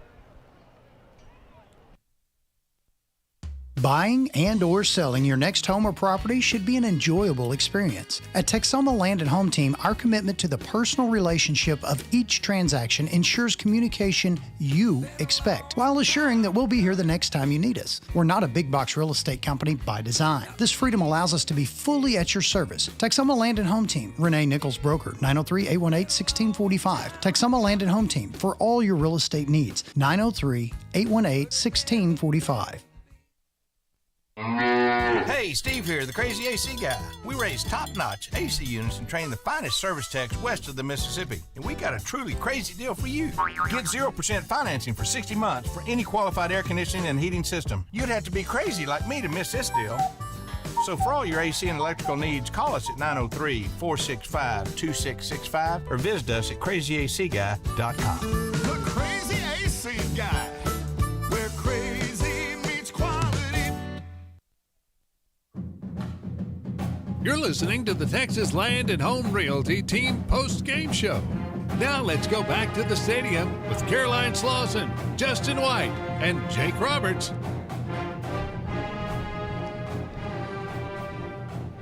Welcome back to the Texoma Land and Home Realty post-game show. Wow, just threw that on you. Yeah, he threw me under the bus on that one. I'm looking at this college game we have on over here. That's what you get for watching football on TV. That's what I get for watching football while analyzing football, I guess. I'm just messing with you. That was a very quick dump off as Monty's about to get sacked, and he just dumps it off real quick. Right. A 4-yard loss, and he gets killed in the backfield. Hospital pass. Yeah. Welcome back to the Texas Land and Home Team post-game show. We're going to have stats with Braz in just a moment, but let's go over some highlights first. I'm sorry, that's going to ruin your Miami game there that you're watching, but we'll do highlights first. You can come back to that here in a moment when we get stats with Braz. Let me see here. There we go. So let's start from the start. And when Malin Walker comes up here, he's going to turn on the victory light. So let me get that prepped up. I missed a text from him that he was needing all kinds of stats, and oops. Sorry about that. I missed that one. So here we go. Start at the start. S&S won the coin toss and kind of went all downhill from there. What is going on with this? I unmuted the highlights, and then it just did that. Okay, well, we got it now. Okay. Howe took the ball first at their own 21-yard line and fumbled. S&S took over at the 43-yard line at the Howe 43, but they turned it over on downs and gave it back to Howe at the 25-yard line with 6:57 left to go in the first. It was slow moving in the first quarter, and Howe turned it over on downs as well. S&S, as Malin has just turned on the victory light. It is on downtown. Where was I at? S&S took it at their own at the 45-yard line of Howe. They fumbled, which I believe we have here. This is Corville goes under center. Turns, hands, met, ball's on the turf. Picked up on the far side. Riken Cross has it in his arms up to the 39-yard line. And so Riken Cross, have yourself a night. Howe gets the ball at their own 39-yard line, and 4 plays later, it was our player of the game. Midfield, shotgun strong. This time he is going to hand it to Cross on the jet sweep, trying to break away 30. Look out, 25. He's fast. 15, 10, 5. Kiss him goodbye. Touchdown time in Texas for Riken Cross. 50 yards on the jet sweep. Gave Howe a 6-play, 45-yard drive. 2 minutes and 54 seconds off the clock on the drive. Gave Howe that's the wrong one. 4 plays, 61 yards on the drive. Took 1:50 off the clock. Gave Howe their first score, 7-0, and left 11 minutes and 50 seconds on the clock in the second quarter. S&S had disaster strike on the Tech Wave kickoff. Johnny Garcia on your Tech Wave kickoff, and he will bang it from the 40. And it's going to be caught at the 10-yard line. Coming up the middle of the field. Now racing back towards the Howe bench. Now breaking out of that tackle. Slung backwards. He's moving backwards. He's moving backwards. This could be. The ball came out. Howe has recovered at the S&S 2-yard line? Yes. Stop it! Yeah, stop it. And that gave Howe the ball at the 2, as mentioned, and it took one play to get in for Howe. This is the Wild Dog. This is BU. This is a touchdown. And Touchdown time in Texas. It didn't take long. Ulmer on one play went the 2 yards needed and only took 4 seconds off the clock, gave Howe a 14-0 lead with 11:46 left to go in the second. SNS's next possession ended in a 10-yard punt by Corville, and Howe took it at the SNS 45-yard line. Drove 6 plays, 45 yards, took 2 minutes and 54 seconds off the clock, and it was the first touchdown catch by our player of the game. Strong wants to throw. 3-step drop. Looking left, now looking middle of the field. Cross wide open at the 7. Strolls in for the end zone. It's touchdown time in Texas. 35 yards on the pass and catch from Strong to Cross. Made it 21-0 with 7:12 left to go in the second. SNS's next possession ended on a punt, which gave Howe the ball at their own 16-yard line. On a 4th and 1 from their own 25, Howe runs the Wild Dog. 4th and 1. Left side has the first down and more. Look out, he could go. Midfield, 45, 40, 35, 30, 25. Kiss him goodbye. It is touchdown time in Texas. 75 yards for Braden Ulmer on 4th and 1. Quit it. 4 plays, 84 yards for Howe. Took a $1.40 off the clock, made it 28-0 with 3:28 remaining in the first half. Moments later, SNS was picked off by Eli Stoner, which gave him the ball. They gave Howe the ball at the 34-yard line. After a penalty, brought it back to the 27-yard line. 2 plays into the drive, Strong hits Cross again. Strong looks down the field, wants to throw. Home run ball, Cross, wide open. 45, he's gone. You're not going to catch him. It's touchdown time in Texas. 67 yards and another strike. Strong. 2 plays, 34 yards on the drive, took 51 seconds off the clock. Made our halftime score 35-0. Howe on top. That left a minute on the clock in which SNS just burned. Going to the second half, since they deferred the coin toss, SNS took the ball first at their own 25-yard line, drove 8 plays but turned it over on downs. Howe took it with 8:01 on the clock from their own 32 but ended up having to punt after 4 plays. SNS took it at their own 15. They also punted. Howe took it at their own 42, and on the second play of the drive, Ryland Strong was intercepted. Handoff. No, Ryland Strong kept it. Dodges one defender, throws it down the field, and is going to be intercepted at the 25-yard line. Coming near side, down the sideline, he could go. That is Elijah Gentry, and he's into the end zone for a touchdown. Yeah, that was all over the place, and SNS was on the board there. First score of the second half, Howe led 35-7 after a 5-play, 15-yard drive, left a minute 59 on the third quarter clock. Howe's offense got back in gear. From the 31-yard line, they drove up to the 33, and it was Strong to Lankford. 3-step drop for Strong, looking left side, wide open, and strolling in the end zone is G-Force. It's touchdown time in Texas. 33 yards from Strong on a 3-play, 69-yard drive that took a minute 27 off the clock, and Howe led 42-7. Left 21 seconds on the clock in the third quarter. SNS took it there and had to punt on their next possession. Howe, with 10:56 on the clock remaining in the game, by this time had gone 3 plays into the drive, and Ryland Strong made the Houdini fake on everybody, including us. Gets the handoff here, and he's brought down behind the line of scrimmage. No! Strong kept it. He pulled it out of his gut like a magician, and down the sideline he goes. 5. It is touchdown time in Texas. Houdini Strong. 65 yards on the read option where he took it on a great play fake. 3 plays, 76 yards on the drive, took 50 seconds off the clock. Howe leads 49-7 with 9:46 remaining in the game. SNS took it at their own 48, needed only 1 play to score. Throws deep down the field. Wide open is Orr. Strolls in for the touchdown. 52 yards. That made it 49-14 with 9:01 left to go in the game. One play, 52 yards on the drive. Took 45 seconds off the clock. Howe brought in an array of myriad of players there in the latter part of the game, and it became the Bryce Piper show.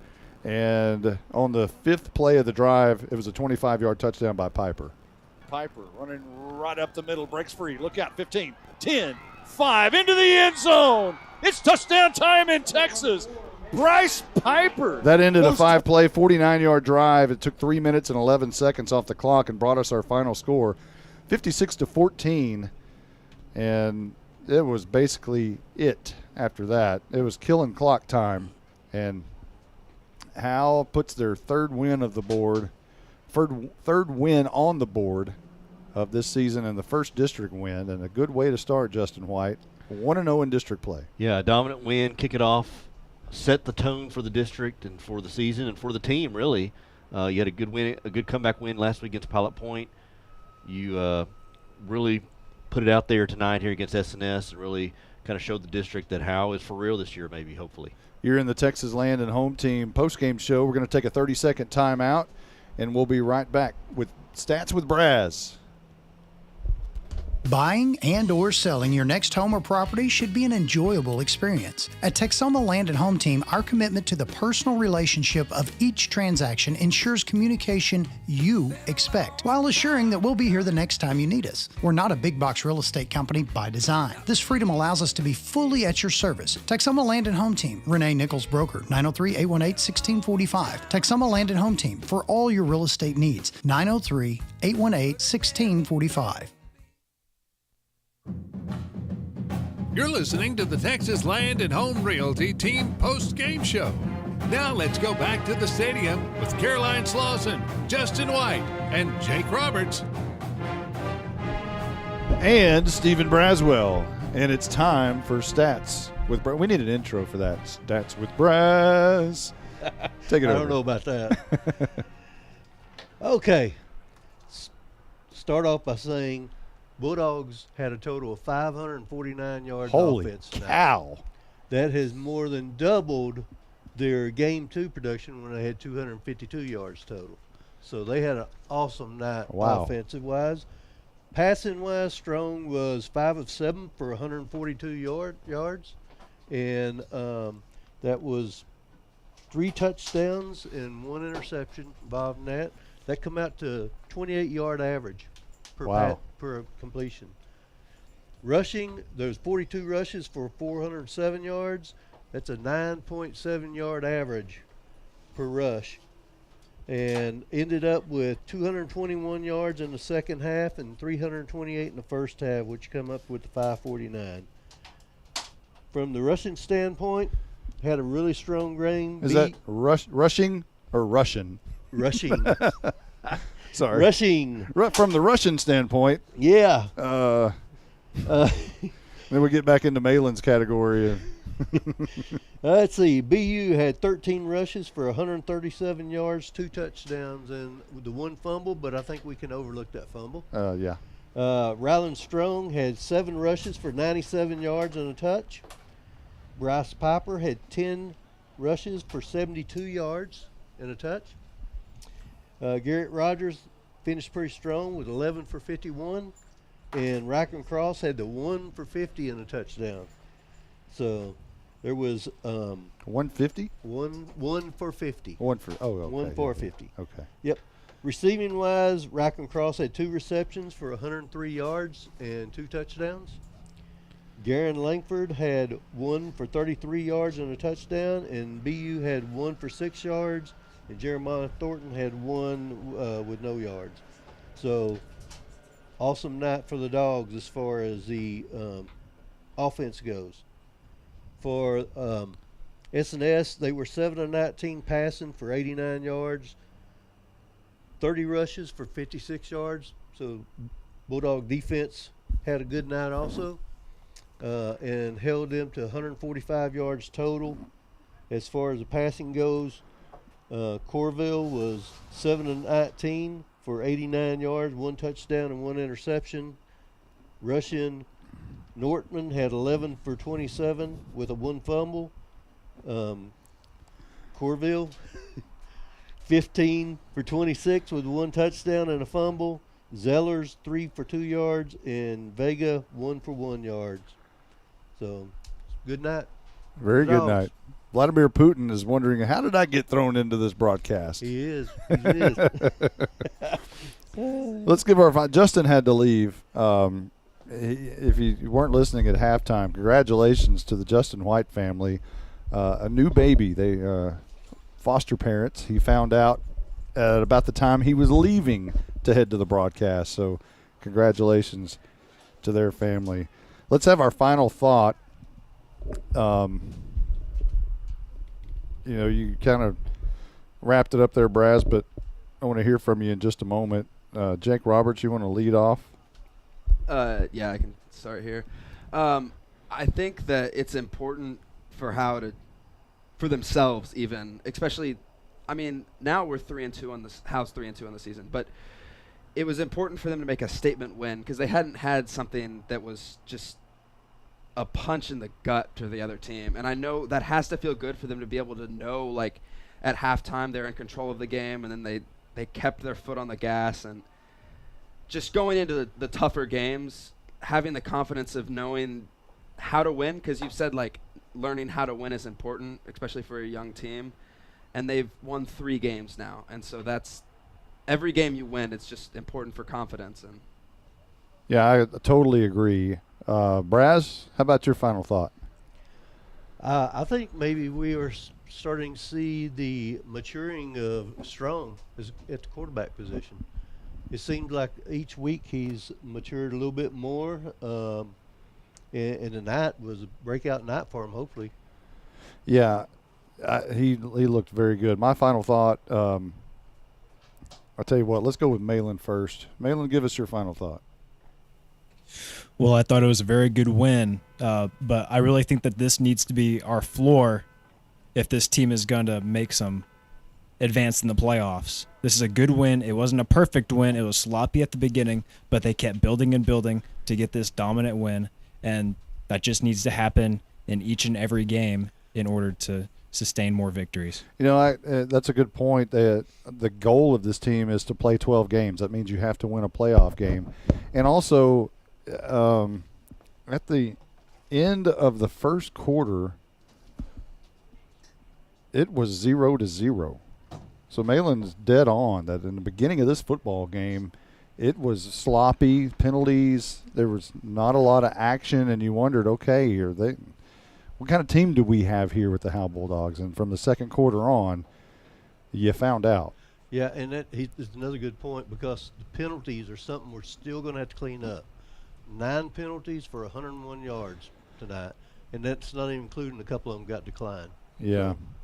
My final thought, it's a coming out party for Ryland Strong, Riken Cross. You know, we knew those young men were going to be very successful in this program over the next 3 years.